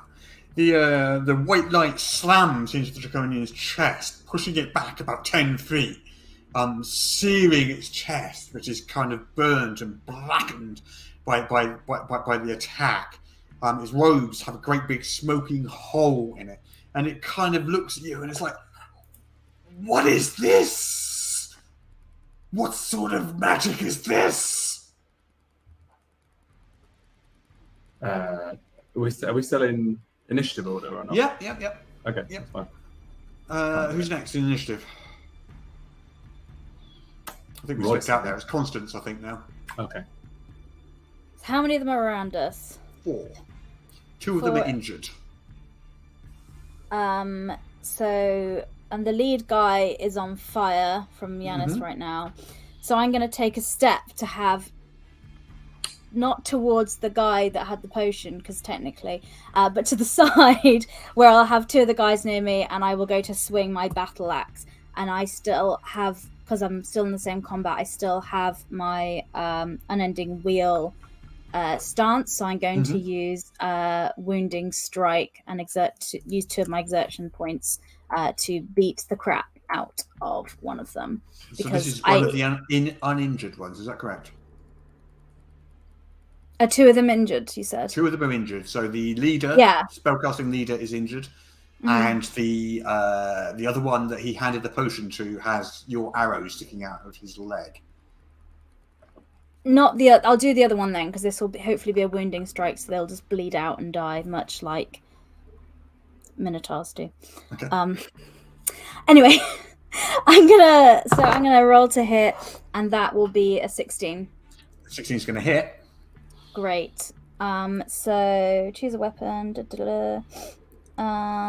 So I deliver my normal damage with that, which is 6, which is 8 with 2 piercing, and then an additional 3, which is 11 this turn, and then 11. ongoing damage of 3 Okay. at the start of each of its turns. Okay. And that was my bonus action to use my combat maneuver. So then I'm going to do a normal attack on the one next to it with my battle axe. Okay. With a 19. He's going to hit also. And that will hit with 7. But there's no ongoing damage with that. Okay. So both of those 2 Draconians are now quite badly wounded. There's only one Draconian there that's not wounded now. They're all looking a bit shaken. They weren't expecting this sudden explosion of action from you all. And this I'm sudden, like, pushback. screaming like constantly whilst doing this as well in like a rage, terrifying way because I just like jumped in on Yanis's energy. Okay, it's Yanis's turn. Okay. I hold my other hand up, take one step forward and said, I don't know if you heard me. I told you to die. And then I cast it a second time with advantage this time. Okay. The same one? Yeah, so that's 14 again. So A 14 is going to hit. Yeah. So that's another 10, 16, 17 points of damage. The bolt slams into the Draconian for a second time, and the Draconian flung backwards against a tree, just like lands against the tree, and you see the life fade out of its eyes, and then you see its scales and flesh start to shrivel away. It's a really grotesque sight, you know, like at the end of that Indiana Jones film where they open up the ark. It's like that. It starts melting away. It's horrible, until there's a sort of skeletal remains there, which suddenly explode in a massive explosion of bone fragments, which just go out in all directions. Like, luckily, it's quite a long way away from you. If you've been standing next to it, that would hurt. It like the tree behind it is just like filled with like spikes of bone, which look like, you know, enough to. Yeah, you wouldn't enjoy standing next to that at all. The other Draconians look at you and says, "This is not sorcery. What is this?" This is the word of the Blue Lady. Royce? I think, seeing that everyone isn't giving up, I know I can't either. And I just, reach for my silver dagger. Since that always nice and obscured right at the wrist. And I think I go forward to one of the ones that's already been harmed. And I just go for a simple staff. That's a 16 to hit. Okay, 16 is going to hit. Okay. Okay. Let me roll my damage. I don't have how do I not have a D4 on me? Do you want me to roll it for you? I found one. There we go. Okay. I just didn't have it near me. Okay, that is 4 damage. Okay. It's a dagger, that wasn't it? Yep, silver you plunge dagger. your dagger into the Draconian, who's already quite badly wounded. It sinks into the Draconian, and you feel immediately the Draconian turn to stone around the dragon. Quickly, you try to pull your dagger back. Do you want to make a quick dexterity save to save the dagger? If not, it'll always be back. That's a 21. 21. You yank the dagger back just in time as the Draconian turns to stone in front of you. The two remaining Draconians look at each other. The tide of battle has turned really quickly. Two of their friends have just died in like the last 3 or 4 seconds. One of them quite gruesomely. They look at each other and then look at the 3 of you still standing. And they decide that discretion, in this case, really is the better part of valor. And they turn and run off into the woods. You can have opportunity attacks if you want them. Yeah. Yes.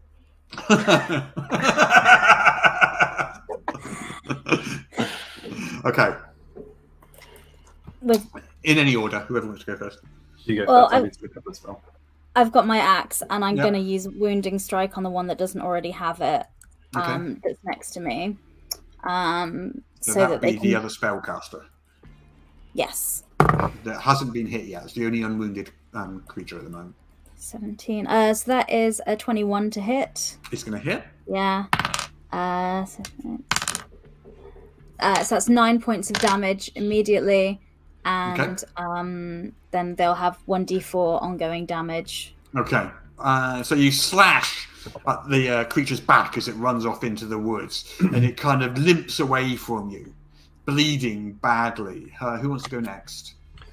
I'll point at that one and cast Sacred Flame, which, thank you, chap, I have been using incorrectly, I should clarify, for people new to level up Advanced 5th Edition.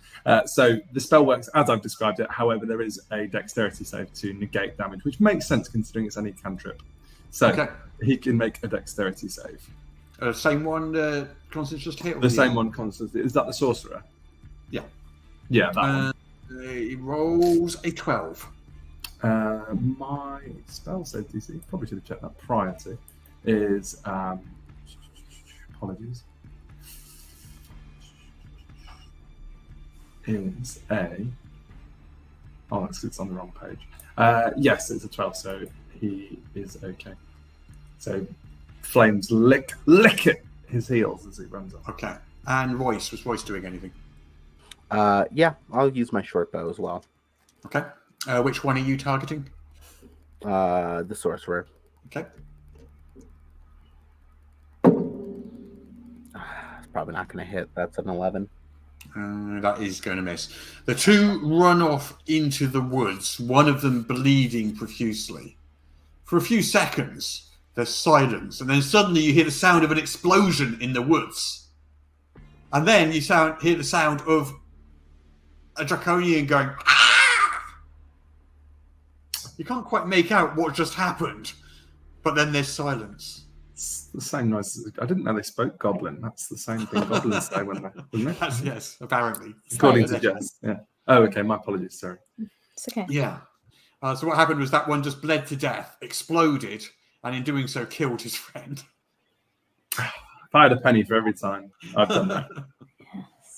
And with that, it being 8:30, let's take a 10-minute break. Come back in 10 minutes with drinks or whatever it is we need to use, and then we'll carry on. All good? Great. I'm just gonna go have an angry cry, and then we'll be back. Yes, me too. Me too. All right.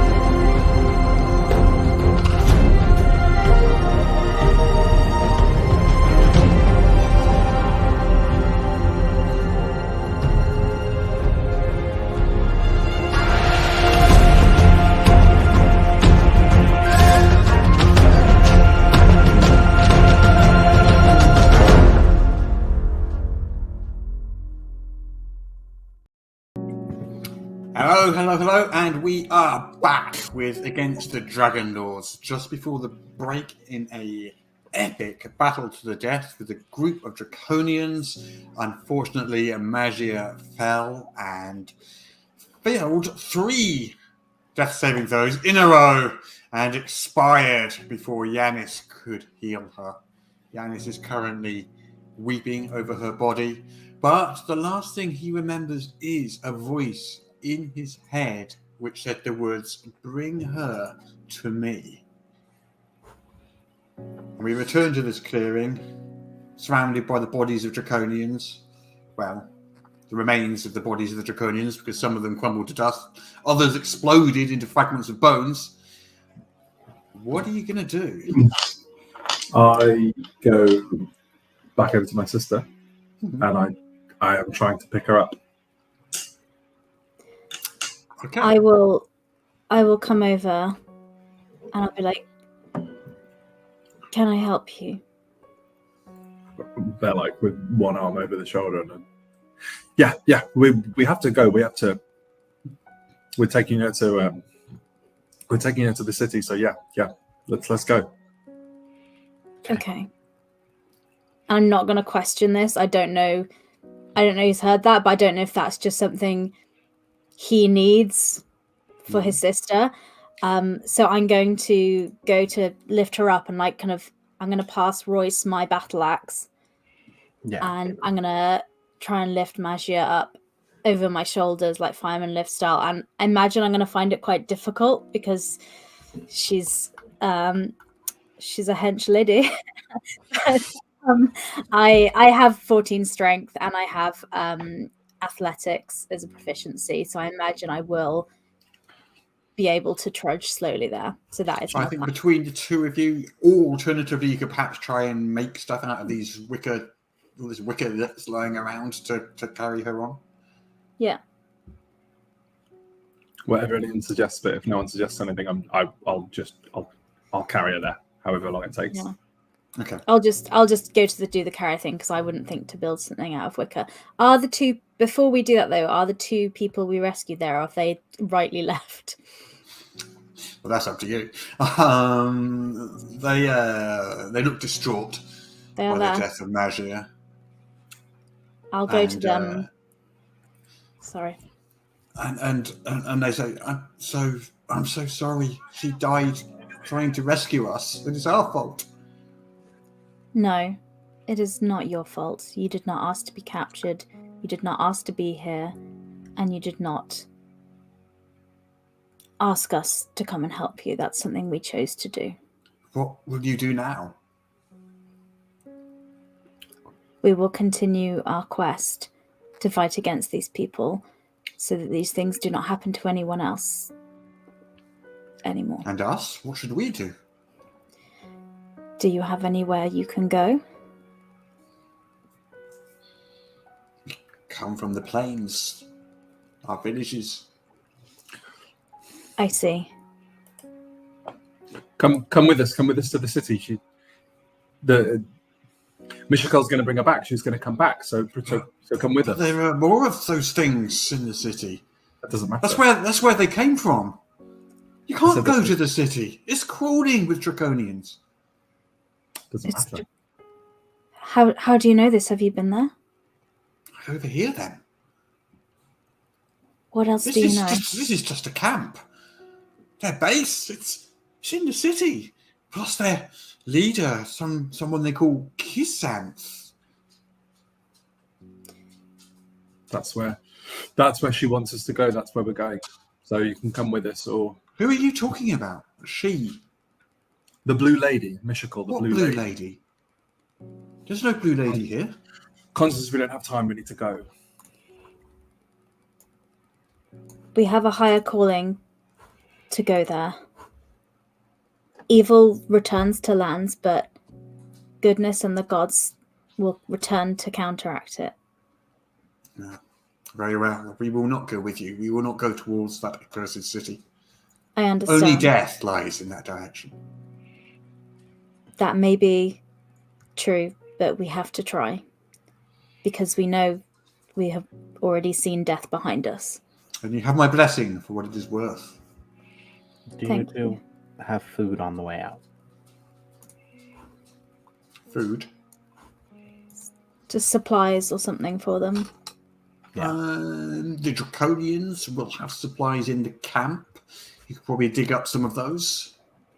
Okay. I think that's what I've been doing this entire time, is I've Okay, been scrounging. cool. Right, so you managed to dig up a few days worth of supplies, which you're giving to the prisoners Yeah. to take with them. Great.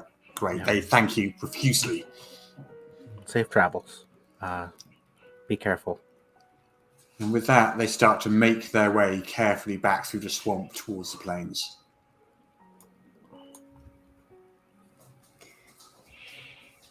Right. Well, and I will go to pick her up and be like, "Are we ready to go?" Yeah. Okay. Okay. And I have her over my shoulders and You start to make your way towards Zach South. You pass the dragon, the wicker dragon, if that's what it is. It stands about 30, 40 feet tall, made of wicker. As you get closer to it, and you're not seeing it in smoke and mist, and you're seeing it close up, it's not very good. It's nowhere near as realistic as it looked from a distance. There's a crude wicker dragon. It looks like it's hollow. Perhaps it's symbolic, perhaps it's religious in some way. There's a clearing in front of it. It looks like they use it for something, but it's hard to tell. does it look ritualistic in some way? Like, were they going to use the people? Yeah. I mean, the way it's set up, it's almost like it's kind of like an object of worship. And can we hear? I assume we can't hear anyone inside. Well, you can make a perception check if you like.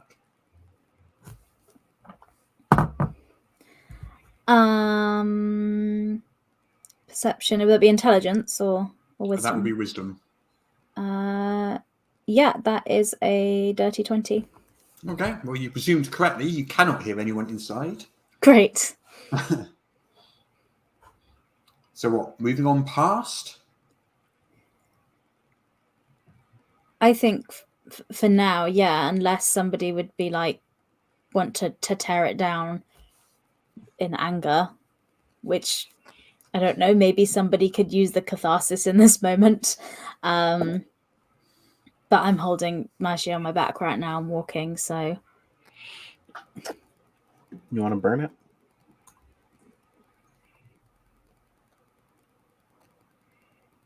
Let's burn it. Let's light this thing up. Okay. So who's doing that? Royce, are you doing that? I think I get it started, but I leave the actual act of setting it ablaze for Giannis. Okay. Just take a little flint and steel from my tinderbox and strike it. Mm-hmm. And then I just turn around and say, "We don't have time to watch. Let's go." Okay.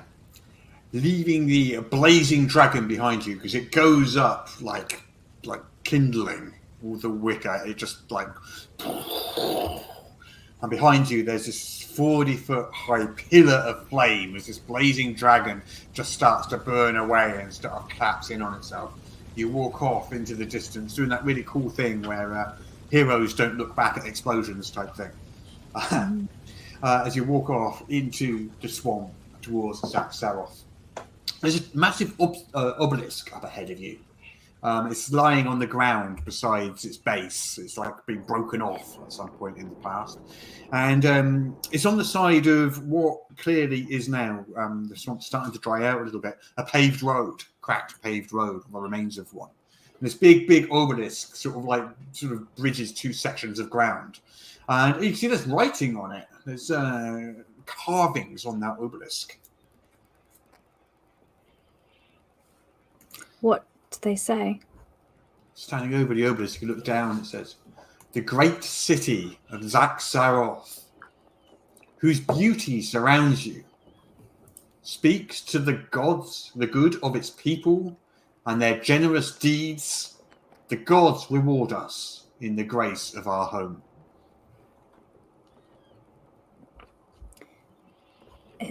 It looks like we have arrived. We should take caution for the woman's words. There'll be more of them here. Do you know where we're going, Yanis? No, but if we keep walking, we'll find it. I'm going to stop and place down Magia as delicately as I can with her on my back. I'm going to sit here and I go, might I suggest a scouting trip to check the way so that we can keep her safe? Yeah, Okay. I can do that. Okay. So Royce is heading ahead then, is that correct? Yeah. Sue, you emerge from the jungle onto a broad cobblestone street, which is running towards you. You can smell the new sea ahead of you now, the salt water. You can smell it ahead. It's not that far ahead. This roadway just like goes ahead of you. You can see there's columns and things on either side of you as you start to move along this street. You're definitely in the town now, in the city now. And as you go forward, you come to this big kind of plaza, big sort of circular plaza. On the other side of that plaza, there's a single standing building. The rest of the buildings around here are all in ruins. There's one that seems to have somehow been untouched. It's it's in great condition. It's got it's like a Roman-style building with pillars and things and steps leading up to it. And in the center of the plaza, there's this massive, massive well. It's about 15, 20 feet across. It's enormous.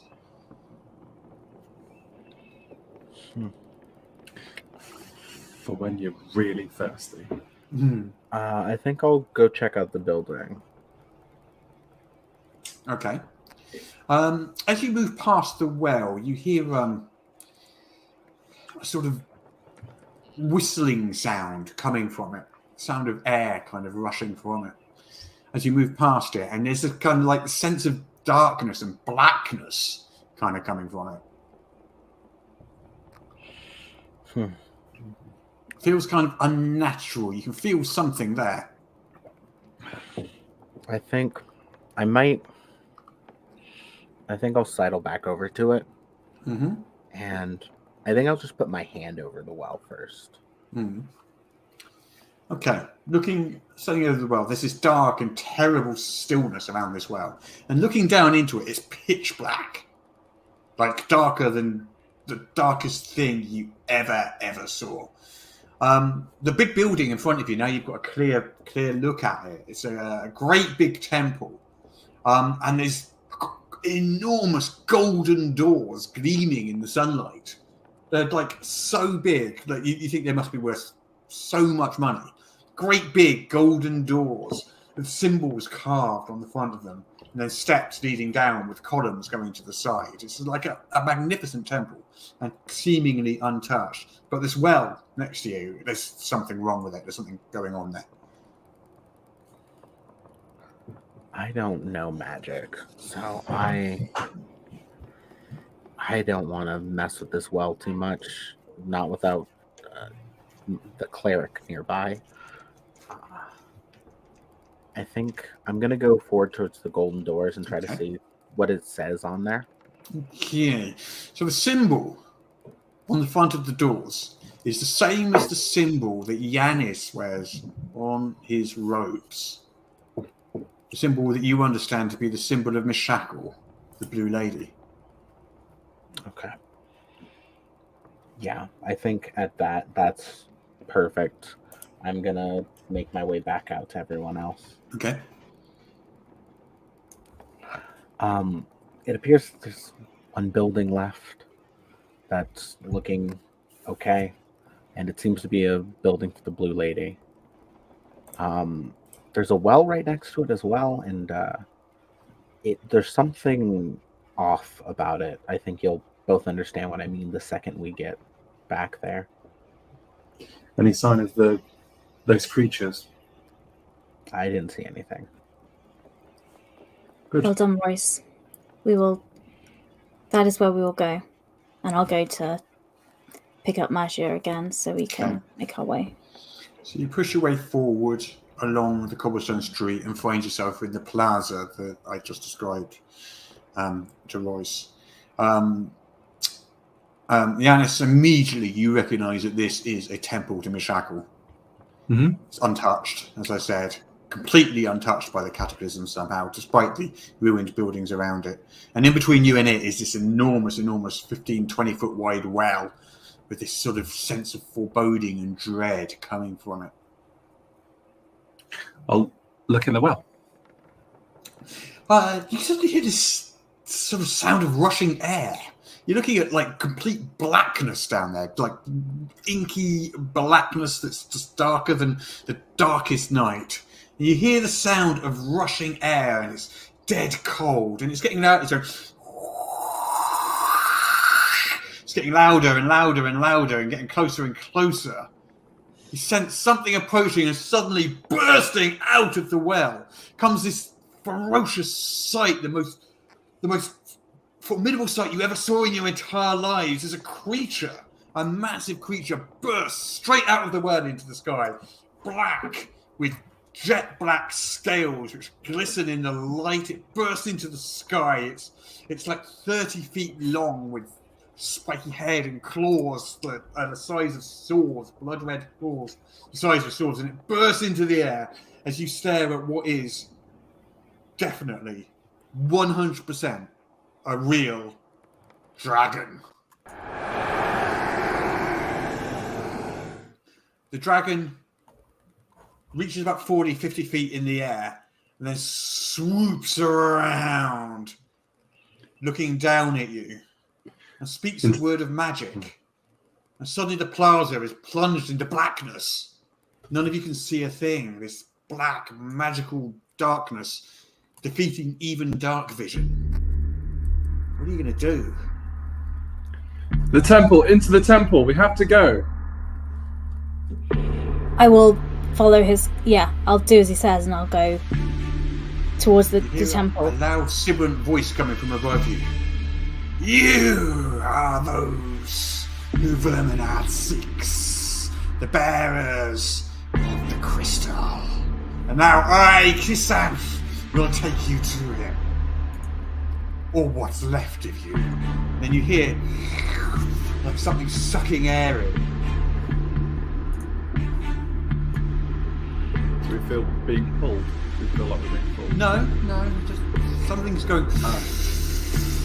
Yeah, run to the temple. Running towards the temple. Into the temple. The building has survived. Athletics check, please.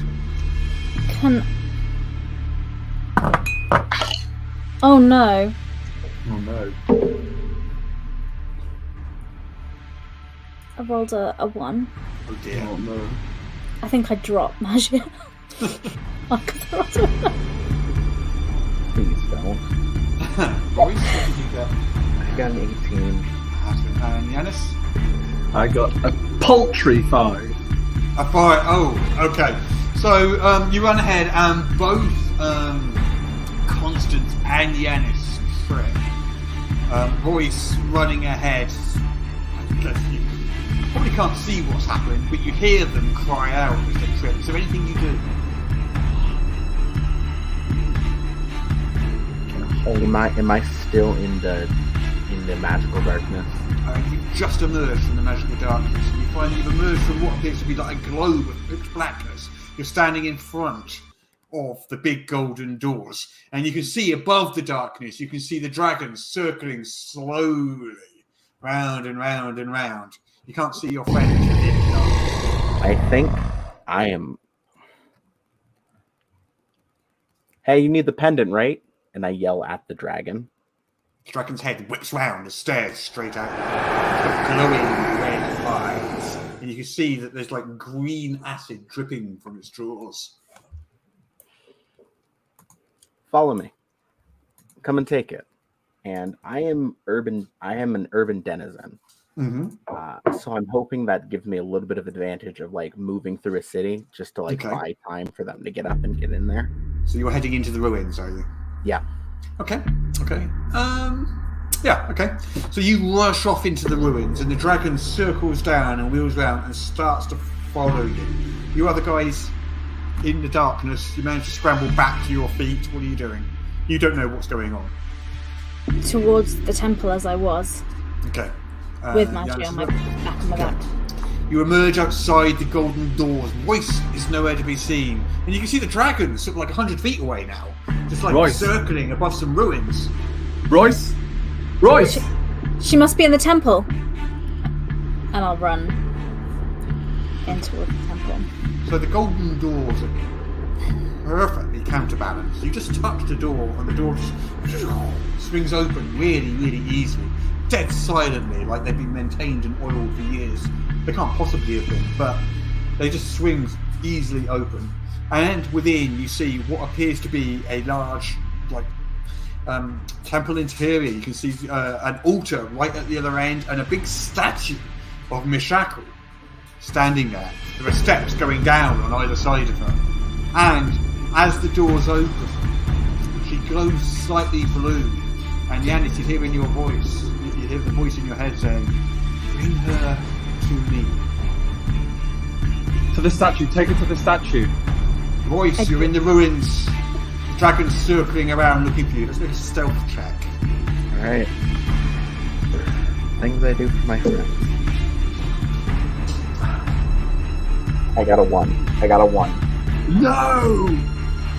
The dragon goes, "I see you!"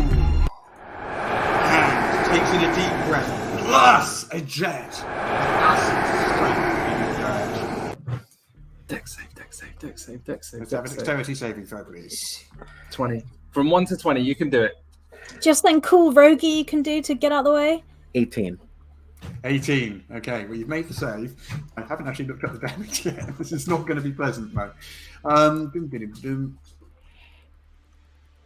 Okay, so the acid splashes down next to you. The 18 you manage to skip aside just in time. It splashes down, melting stone and rock all around you. You take 24 points of acid damage from the splashes around you. Oh, gosh. Yeah, I'm down. Okay. I had enough that it didn't do like max, like all the way. But yeah, I'm down. Okay. Those of you in the temple, you don't know what's happened, but you know the Royce is not with you. Okay. I'm gonna put Magia down Go. where Yoannis tells me to, and I'll look at you Go. and I will go to run out the door towards Okay. where I saw the dragon because Okay, the dragon. I know Royce and I figure she's done As something you, foolish. as you rush to the door, you see the dragon hovering there, beating its wings across above some ruins, like 100 feet away. And as you watch, it just breathes a jet of green acid down straight at the ground, completely destroying and melting an entire building. And you hear a scream of anguish and pain at the same time, coming from that same direction. And of my friend Royce. You guess, maybe? Yeah, I'm gonna Probably heard sprint. Royce scream before. Yeah, I'm gonna sprint Okay. towards. Okay. The dragon is starting to widen its circle to look for everybody. I take it you are not going to attempt any stealth. I'm not in this moment. No, Russ, you'll be shocked to hear. Okay. Let's see how fast you can get there. See if you can get there before the dragon spots you. That would be an athletics check, please. Is this whether or not it will see me? It's whether you get there before it sees you. Because I have my desperate dash feat, and I don't know if that'll technically be useful. Because it's when you What's that take the do? dash. When you take Save the the dash. desperate dash for after you grab me. Do you know what? That's fair? Yeah, carry on. So 16. So I'm making a roll for just athletics. You said. Strength athletics, yes. That's fine. It's unnatural 20, so it's not crit, but it's a 20. Okay. So you make it to Royce's burnt, charred body lying there on the ground. That is not a pleasant sight. There's smoke coming up from it. And the dragon's circling around, and As you reach Royce, the dragon catches sight of you and says, "Another one!" Does it look like it's about to attack me? It does. I'm going to throw my body over Royce to shield her. Okay. You're not going to attempt to grab and run. No, grab. Oh, and yeah, I run, would grab like and to. run. If I Grab have and run. time to. You can try. Yeah, that's exactly what I'll do. I'll grab her and I'll run, and I would like to use my desperate dash feat if it is useful. Yes, you can use it. And what I'll say is the desperate dash will give you advantage on this strength athletics check. It does. Make give the you... check, you will make it back and through the doors before the dragon breathes. If you don't, you won't. Great. I also get an expertise dice from this feat as well. Okay. So I get advantage and I get my expertise. Yeah, roll well, roll well. 17. So 21. Okay, so acid splashes down on the steps of the temple as you burst through the golden doors, bearing Royce's charred body. Yanis inside turns to just see you just like charging through the doors. I'm holding her in my arms. And sees the massive explosion of acid behind you as the doors slam shut again. Bring her The here. Bring her statue here. starts to glow blue. And again, And the I voice run in your head, towards Yanis, you. says, "Bring them to me." Put her on the altar with Magia. I do as he says. Okay. The statue glows blue. You can't hear anything from outside. There's no sound of the dragon. It doesn't appear to be trying to get in or anything. The entire temple is like silent and still. The statue is glowing blue. And then the two bodies on the altar also start to glow blue. And they open their eyes as their wounds heal to find themselves lying on an altar to Mishackle in a golden temple. Magia. I think Magia just lays there for a minute, eyes open, staring up at the temple ceiling. Because she wasn't unconscious, she was dead. Dead, yes. And for a minute has no idea what's happening until she hears Yanis's voice. And like she turns, still feeling a little bit weird and stiff, and just looks at him and is just like, how did I, what? We were out on the... We're here now. And she just kind of rolls off the altar, still leaning against it, picks Yanis up in her arms and just hugs him. She doesn't know why, but she feels like she's very, very far away. But she has no idea that she was dead. But just there's this urge that she's felt so far from him, and just picks him up and hugs him, probably a little bit too tightly. Okay. I'm not sure how many more uses that stone altar has. Careful. She puts him back down, and she's crying, and she doesn't know why. It's all right. It's okay. It's okay. You're back. And look round, Magia, at Royce on the altar as well, to make sure that Royce is okay as well. Royce is fully healed. You're back. You're both back. And I look at Royce, and I shove her on the shoulder. And I went, "Don't do that." I needed to buy time. How did I get here? The last thing I remember was on that field, that spell and fire. How? It doesn't matter. You're back. You're both back. And What? I look at Constance and Royce, and we can't thank you enough. Of course. I swore to protect you both and bring you here. Yeah. I mean, plus, that's what friends are for. I will say, I think this means if we really break down the order of guilt, I think Constance owes drinks for this one, though. Margie is still confused, standing there wondering. Like, they've all got this look between them, like you know what's happened, and she's just like, I'm Suddenly sorry, the someone gonna tell me statue what's going of on. Mishackle glows blue and starts to move. Ah, It's about okay. 20 feet tall. It's massive. and it talks. It talks mainly directly at Yanis, but, taking you all in. It says, "Beloved disciples, the gods have not turned away from the world. The world turned away from the gods, and now seeks new gods who do not exist. But the end of the darkness nears, for Krynn is about to face its greatest ever trial.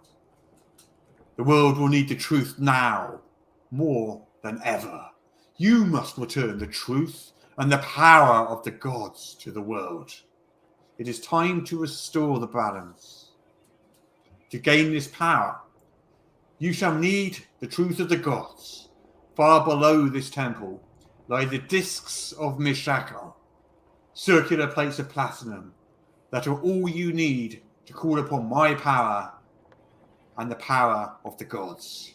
You must recover these discs, for they are the greatest gift ever to be given to the world. But your way will not be easy. The discs now lie in the lair of a dragon. Therefore I charge your pendant. If you present it boldly, never wavering, then you shall prevail. Even then your journey is not complete. You must leave here, and you must search for a true leader of the people." I'm going to take the pendant, yank it so that the thong breaks, and I'm going to put it on the altar, and I'm going to look up and say, "Then someone else can do it. Then the leader of the people can come here." Because I didn't... And it glows bright, bright, bright blue. Get someone else to do it. I told you. I didn't ask to do this, and neither did they. And I point at Royce and Marja. I say, and they had to give more than they should have given for you. You're selfish. Get someone else to do it. The statue. You're sure it looks sad? And you see what looks like a single tear run down its cheek. I will go over to the necklace and I will pick it up. The blue glow fades away. And I turn to Yanis and I say, "I would hold it for you, but I can't." I don't want it. I don't want to do it. I look at Marja wordlessly. I gesture at Royce. It's not fair. I didn't ask to do this. None of you asked to come with me. You agreed to do it, and look what happened. Look what's out there. How are we supposed to do anything against that? It's not fair. I look at the statue again. Get someone else to do it. The statue has returned to its stone state. Listen to me. Marcia walks to Yanis and kind of almost sit cross-legged beside him on the floor so that she is as close to his height as she's physically possibly able to get, and just says, "I don't know what's just happened, but I get the sense that the only reason you're screaming at that statue is because you're worried that it's not fair on us, not that it's not fair on you. You're my brother. Wherever you go, I'm coming, and Constance and Royce, they chose to be here. Not because they had to be, or because you forced them or guilted them. This is bigger than you and all of us. Maybe it isn't fair on us. But then every story we've ever heard about the gods isn't fair. But think about that boy back in that village. Wasn't fair on him.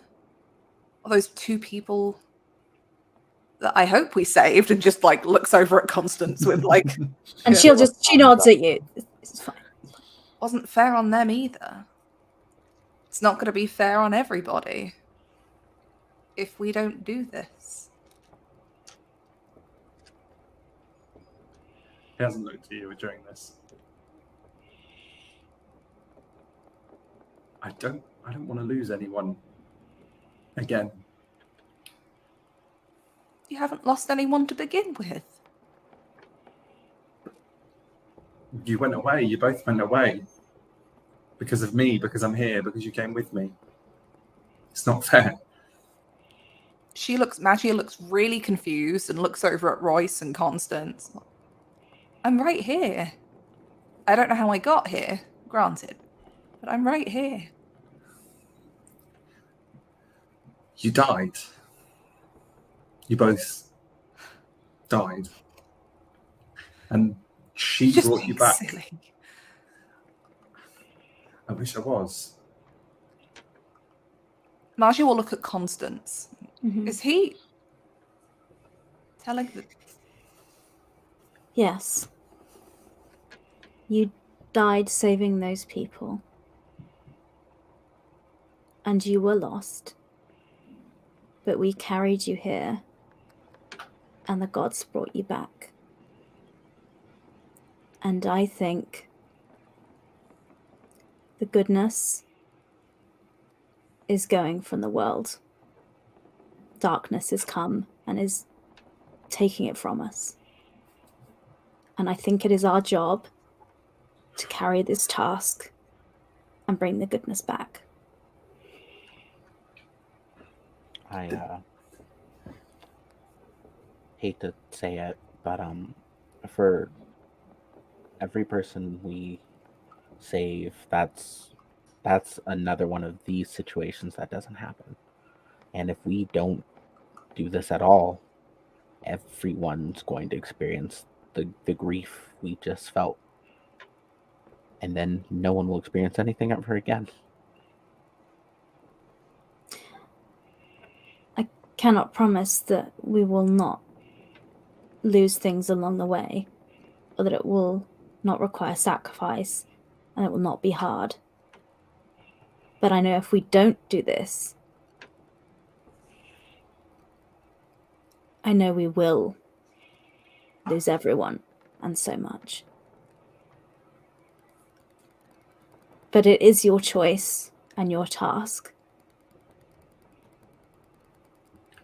And I'm asking you to take the choice so that we all have a chance. And she holds out the pendant to you. Just gonna take a couple steps up, because I imagine Constance is basically at the top of the stairs where the altar is. Mm-hmm. Steps forward and puts his hand on top of hers and looks up at the statue and says,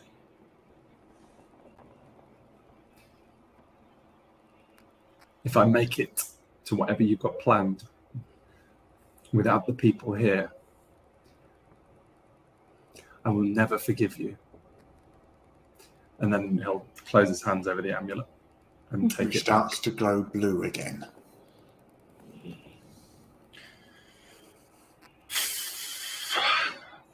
Especially considering tradition dictates that I've got to put Marja's body in the sea, and that's a really, really long way to go.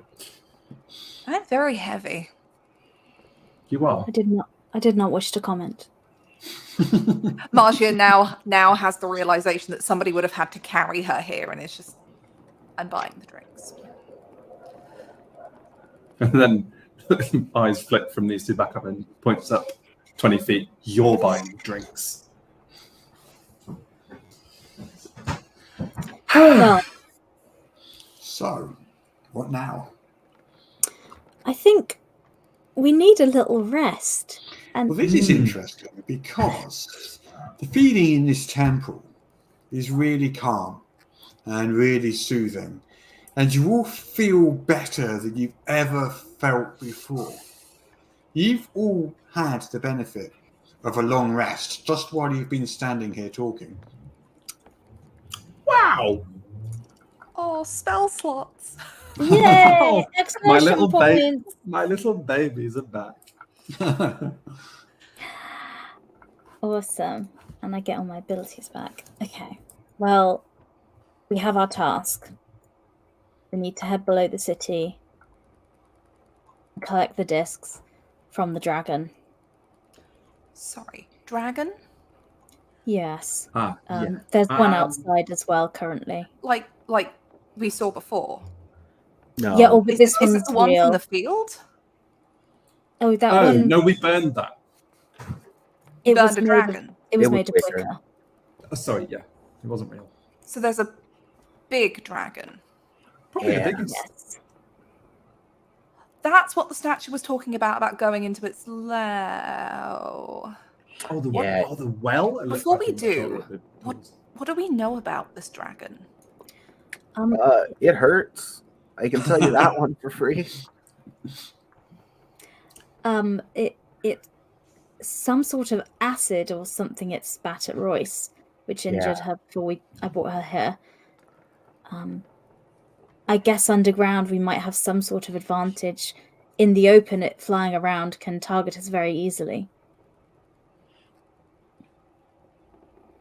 Oh, And it's about 10 feet to the well. We can probably make it. Do any of us happen to know?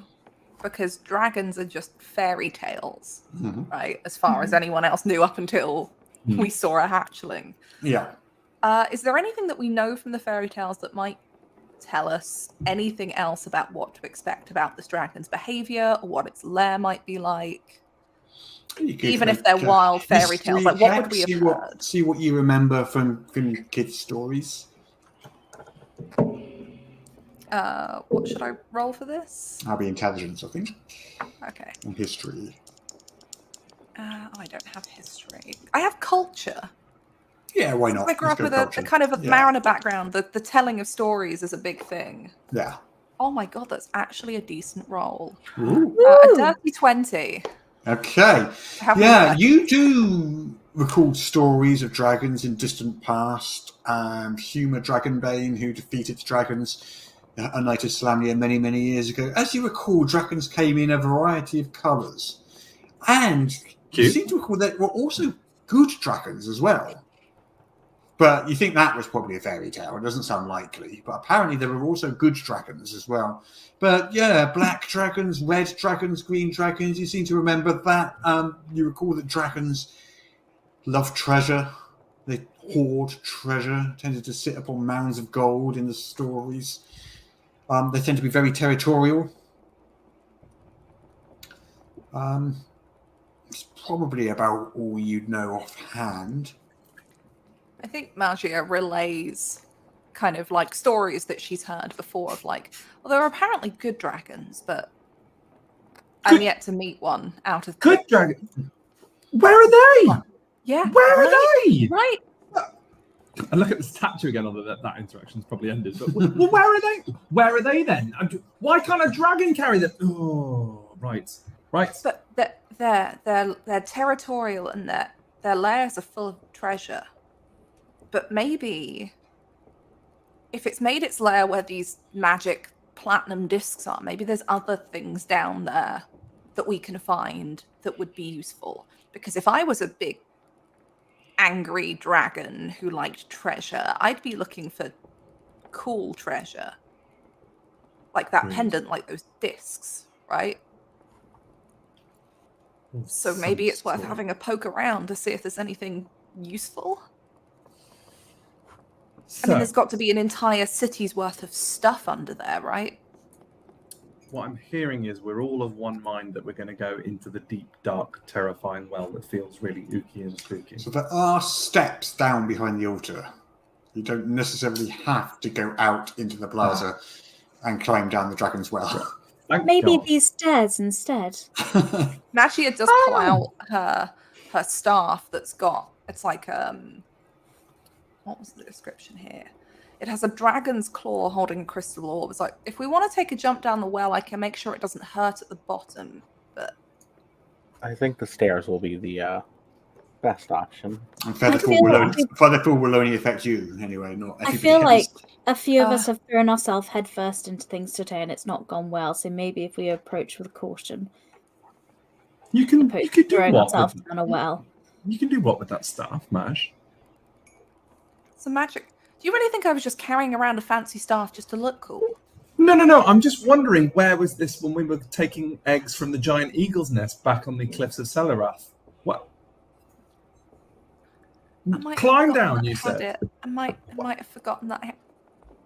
Oh, She just packs it away. we'll talk about this. To be fair, later. last week Royce totally forgot that her dagger reappeared after losing it.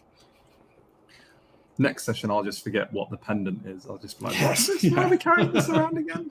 Who am I? What are we doing here? Right.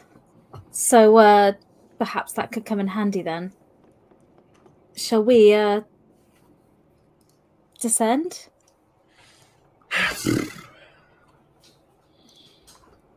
So the steps go down, and they go down into the darkness to what appears to be a great big hall ahead of you. This hall is like stretches ahead like hundreds of feet, and down the sides you can see crypts, or what look like crypts, all the way down the side. The floor of the hall, though, is covered in holes. It looks like it didn't survive the cataclysm well. It looks rickety. It looks dangerous. It looks like traversing this hall is going to be difficult. It is a few hundred feet to the other end of the hall. Oh. It's never easy, is it? Never easy. We never just turn up somewhere and the objective is relatively uncomplicated to get towards, is it? I don't think it's meant to be easy. Why couldn't we have just deposited the amulet in a box in Solace and everything went on from there? Okay, fine. So, any ideas on how to make this across? Well, we'll have to take care, certainly. Watch our step, maybe go through slowly one at a time. All right, well, hop, skip, and a jump across. Oh, Okay. Off he goes. So you're just topping across. So let's make a check of some kind. What sort of check would you like to make? What are you doing? Dexterity, acrobatics, something like that? I think. Oh no! This is good. So, I have a specialism in wayfinding. So I'm going to pick out a path that is best amongst the missing tiles and pick the safest route. So I'm just going to kind of just sort of head off and do like a sort of road. I'll tell you what I'll do. I will say that with that ability, you give everybody advantage on their checks, including yourself. Nice. Great. So is this cool? So.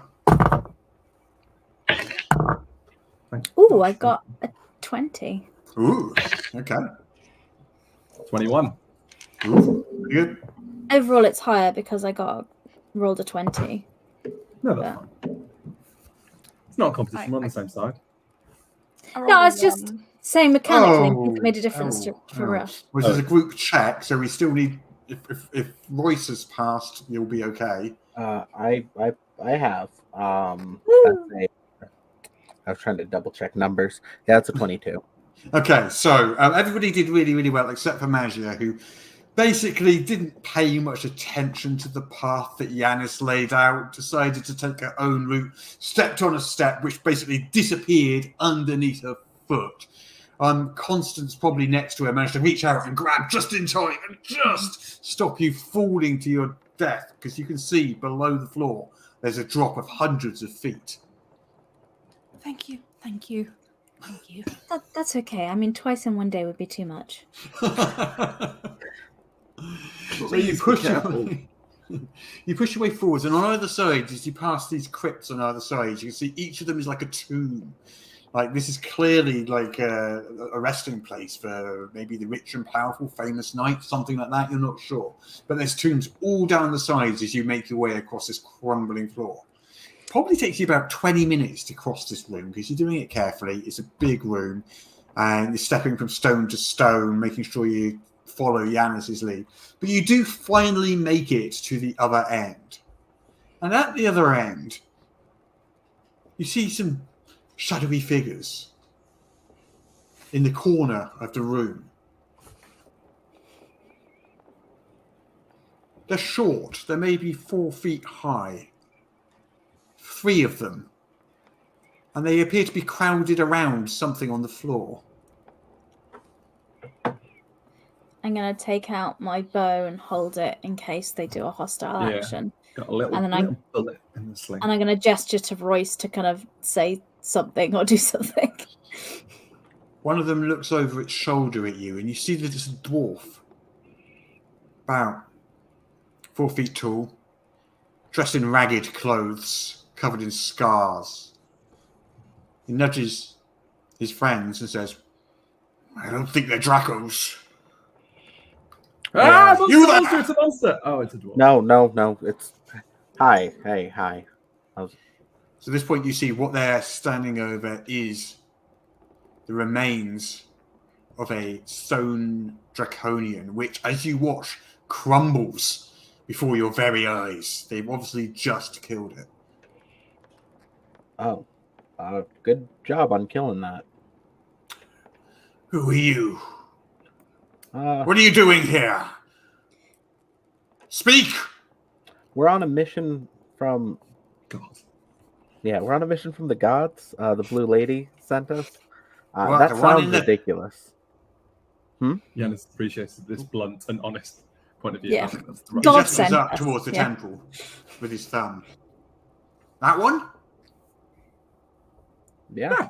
Yes. You say she gave you a mission? Yep. Well, now I know you're talking nonsense. Why? All right. So look at me. Look.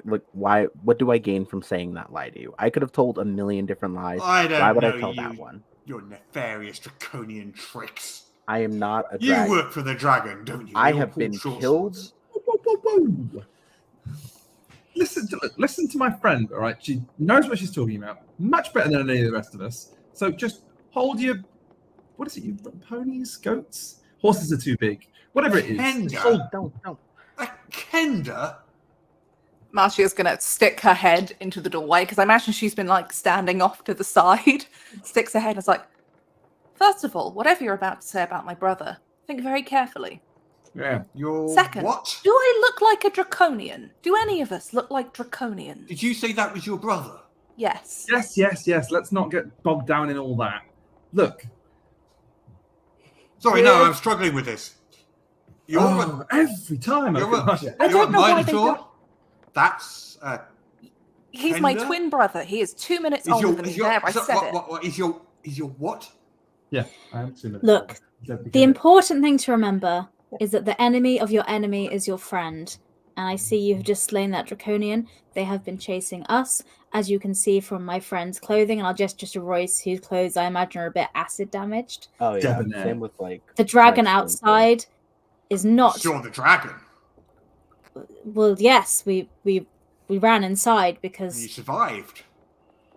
too. Kind of. in a yes, sure. Maybe these gods are blessing you then. The numbers that we have lost to that beast.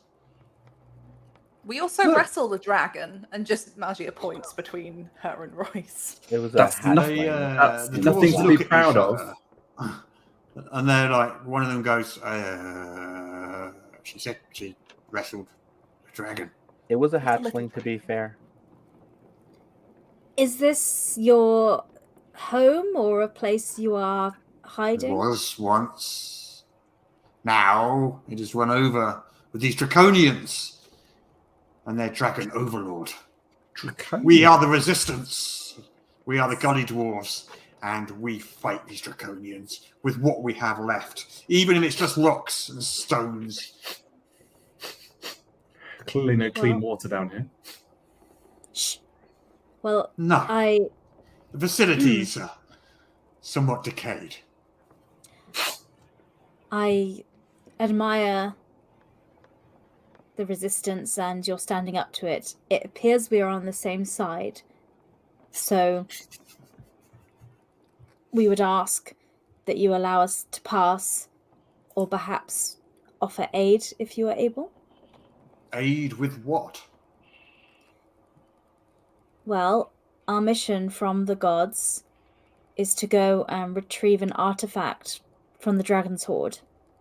You just come here to steal from the dragon. Well, it doesn't actually belong to the dragon.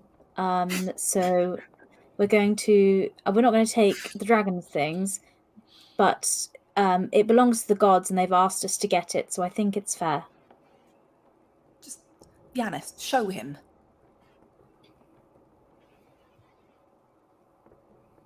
What? A glowy rock? Yes. Yes. Are any of you? Are any of you injured? No? Do we look injured?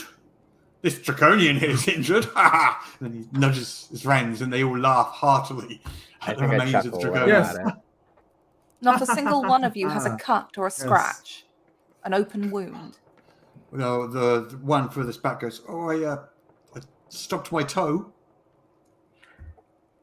Look, right, hang on. Look, their clothes in tatters or like all shredded and ripped. Yes, yeah, Mm. yeah. As resistances go, this is a very shabby. Ragtag one.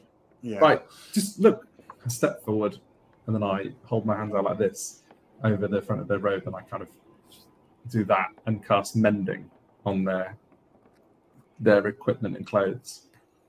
Okay. There's only I so do much that, he mending goes- you he can do, goes- but, yeah. So one of them you kind of repair its robes a little bit, and he looks down in shock and awe and says, "I haven't seen sorcery in a long time." He has magic given by the gods. He has the magic to heal. You and- keep talking about these gods. What gods? Oh, for God's sake, the magic. the blue lady! The What blue lady? Mythical, the blue lady! I Well, the statue up there. It's just a pull up my statue. robes and show the Can- symbol. This is a symbol. I'm unfortunately her chosen postmaster. I'm trying to deliver this. Well, I was trying to deliver this, then we got here, and now she says we've got to go down here and go and get some discs and bring them Let me back get up this straight. here. You came here with a glowy blue rock, Mhm. It's not a rock. wrestled a it's dragon, gem. came in here, then a blue lady told you to go and steal some treasure from the dragon sword. Is that Two of what us- I'm two of us- understanding? Royce, Well, it Two of us wasn't also steal; it died. was reclaim. Royce, get your dagger out and cut my palm. No! Don't do that. Don't do that. No, Cut my no, palm. because they're not going to believe No, us otherwise, no. Yanis. Cut Royce. my palm. Don't Royce. do not cut her palm. Do not cut her palm. Royce. I give Giannis like the I'm sorry, but No. And I I'm just too like- small. I'm too small. it's quick, it's painless. Okay. See this? She holds her hands up to the dwarfs. They look at each other and What? say, "Oh my, there's something wrong with these people." Yanis, Yes. do the thing. Do the thing. You know, I can only do this a certain amount of times before I get tired, and if any of us get fine, wow, makes that noise as well. Is that the noise Yanis makes when he Yeah. casts that spell? Yeah, it's not the magic; it's just what he says. It just sounded more like a meow from a cat to me. But she keeps her hand open, facing towards them the whole time. Okay, so the wound heals up in a glow of blue light, and the lead dwarf, his eyes open. Can't be. She shoves her hand towards him. Healing magic hasn't been seen in this world for 300 years. Around the Well, same time the gods left, one might say. And you may be living in the time that the gods. All right, suppose you are telling the truth. Suppose you are on a mission from the gods. my God. What do you Yes. propose to do? Fight your way through an army of draconians to a dragon's lair, defeat the dragon, and steal this thing that the statue told you to get? The disc. What sort of a plan is that? Well, we're not very good at plans, in fairness. But Look. it's. Sorry. We don't make the rules. We just get told by ethereal women in tall, big statue form what to do, and then we do it. That's the extent of our involvement in the situation. Well, he shrugs. Good luck, I guess. Thank you. Do you have any information that could help us? Like the direction Yeah, we should go? dragons, big, dangerous, will eat you. Thank you. That is very useful. My advice is to go back upstairs. Sense of Are magic. you willing to help us? Rude. So rude. Well, I'm not fighting an army of draconians for you. No, I didn't say for us. You can fight with us. You've Look. been living here with this dragon around, I'm assuming, and you're not dead yet, right? Which means you found a way to avoid it or keep it busy while you do whatever it is you do. We're really good at hiding. Then maybe you could just help us out just a little bit if you're so good at hiding. Keep the dragon distracted, keep it searching for something that isn't leading it back to its lair. Let us get in and out. They look at each other. You've been doing this anyway. Communicating silently almost. And one of them grunts, and the other one says, "We can take you to meet the High Bulb. No, what? He's our leader." Of No, course, what was thank the you. No, the word. I just wanted to hear the word again. That was all. The High Bulb. And Constance looks at Yanis, who's laughing. He's like, "Don't." The high bolt. To the high bolt. "Thank you. That would be most kind of you." Turns to Mushroom Royce. I can Very see well. you are a man of honor and integrity. Thank you. So the way down is through the sewers, or what's left of them. Oh, lovely. We've still got Down that swamp water corridor, left there's a pipe that leads downwards to the next level. over. A Just pipe. am I Sewers of- going to fit in this pipe? He looks at you and says, "It'll be a squeeze, but it's a greasy pipe." Oh, okay. Oh, it's not nice. Yanis, God's got a mission for you. You have to go down a pipe. Oh.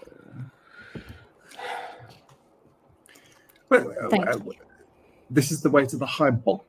Well, that's where we're going. That is correct. Yes. Right. The leader of the resistance. And that's the high bolt. Yes. Giannis, Did I stutter? What? What? No, I'm just clarifying that we're going to see the high bolt. That's what we're doing. A High Bulb is who you are going to see. That is correct. Yeah, okay, that's fine. Really excited to meet the high bolt. Let's go.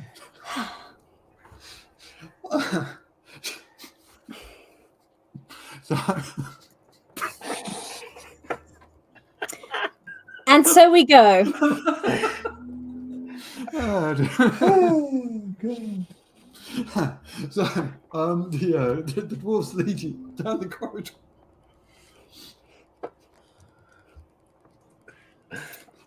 What do they do, Oh, Rose? we've broken the GM.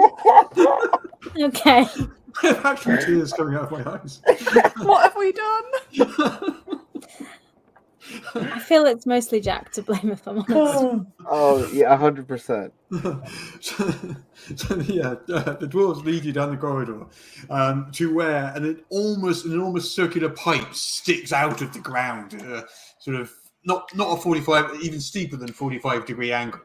It sticks out about 5 feet into the ground, and then it's broken at one end, and you can see that the inside of it is just covered in sort of slime and sewage, slippery with it.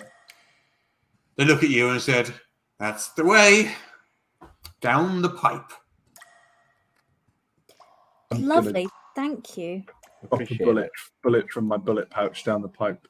The bullet disappears down into the darkness. You go straight down the pipe, sliding down the slippery sides. It disappears. You don't hear it hit the other end. The Any dwarf says, advice? "It's a long way." Any advice for sliding down and not breaking an ankle on the way? Yep. Just close your eyes and hope for the best. If you want, I can go down first because I'll probably slide slower so you won't rush down behind me. And then you can all land on me at the bottom. As long as we don't no. hit the horns on the way down, yeah. No, you're not going first. No. I can go first and check the way is safe. I'll call back up to you. And Okay. so I do as thus. Oh, we need light because none of us can see in the dark except Royce. Matt? I'll give Constance my lantern.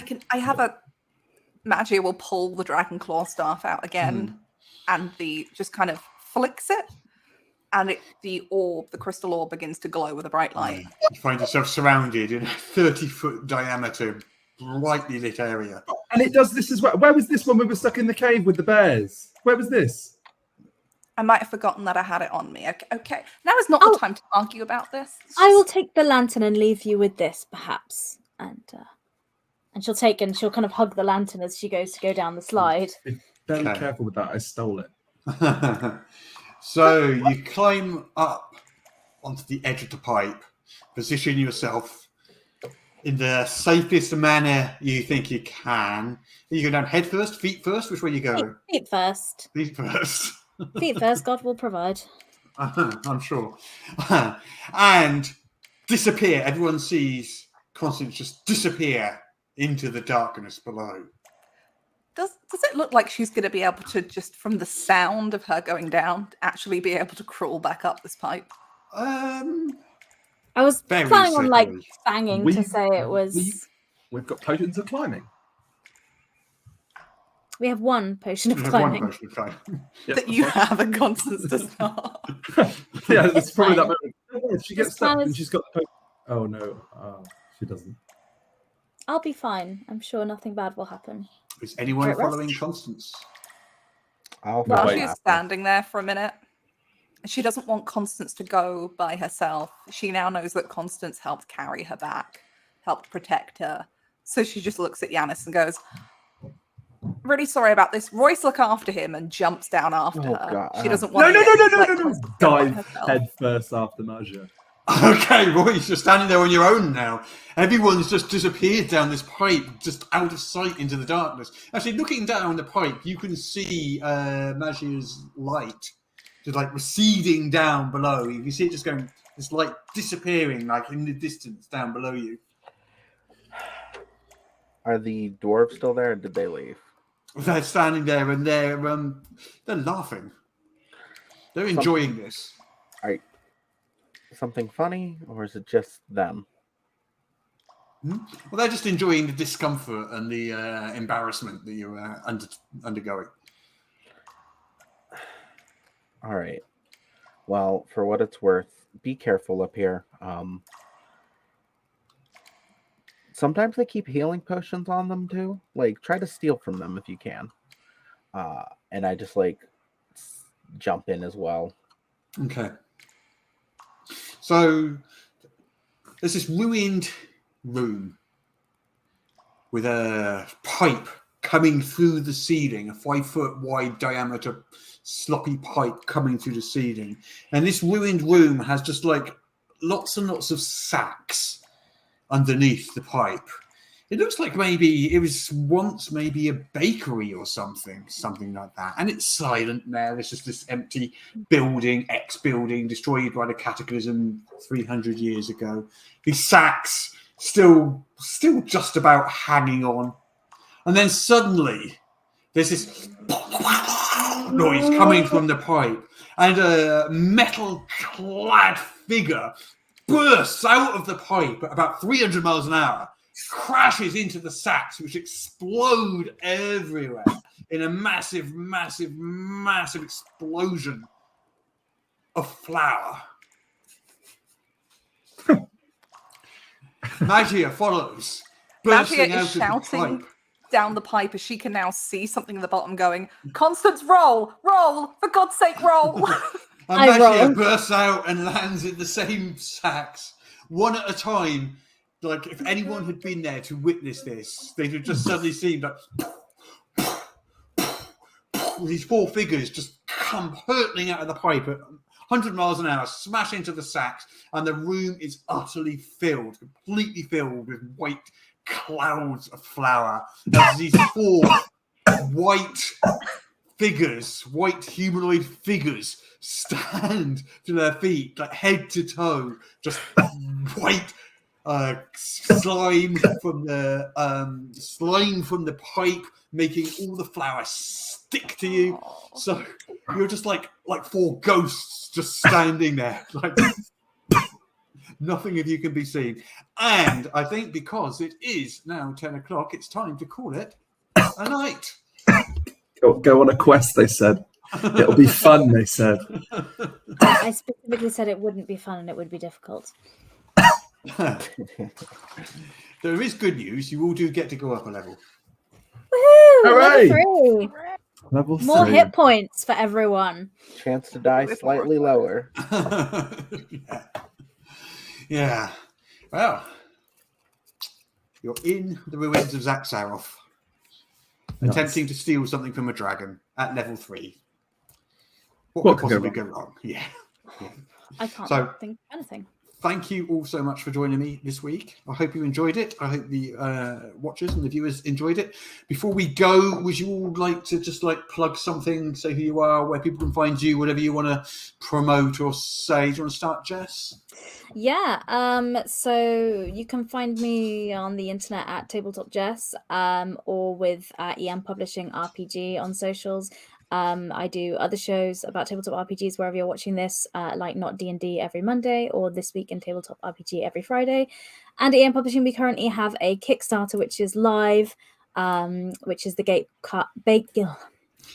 It is the Gate Pass Gazette 2022 annual. So if you're enjoying watching Level Up, you can check that out or go to our website, empublishingrpg.com, to have a look at the stuff there. And that's my thing. Howdy. Dare.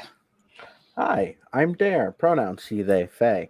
You can find me on all parts of the interwebs over at Dare to Dream RPG. That is DARE, the number 2, DREAM RPG. I am a trans editor, writer, freelancer, poet, musician, yada, yada, yada, yada.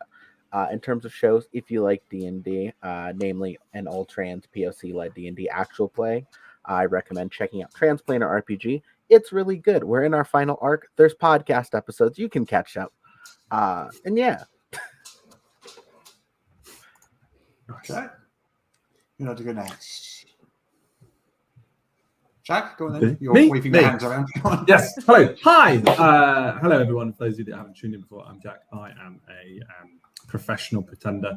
I do voice acting, performance in theatre and film and TV.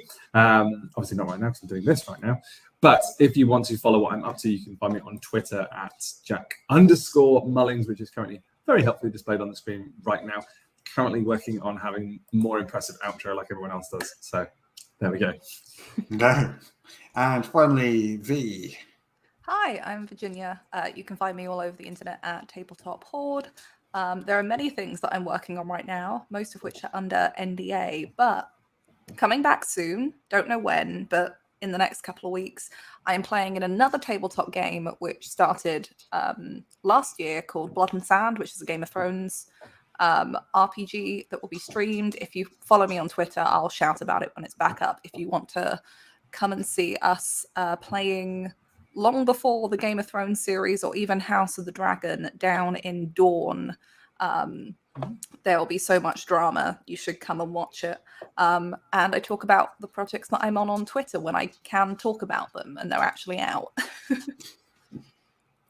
Okay.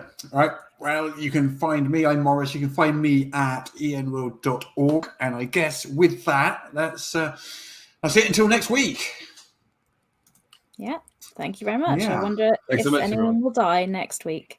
Well, we've had Please two no. deaths in one week. So I think you've had your quota, as it were. Let's find out. Yeah. All right. Thank you, everyone. And I'll see you next week. Bye. Bye.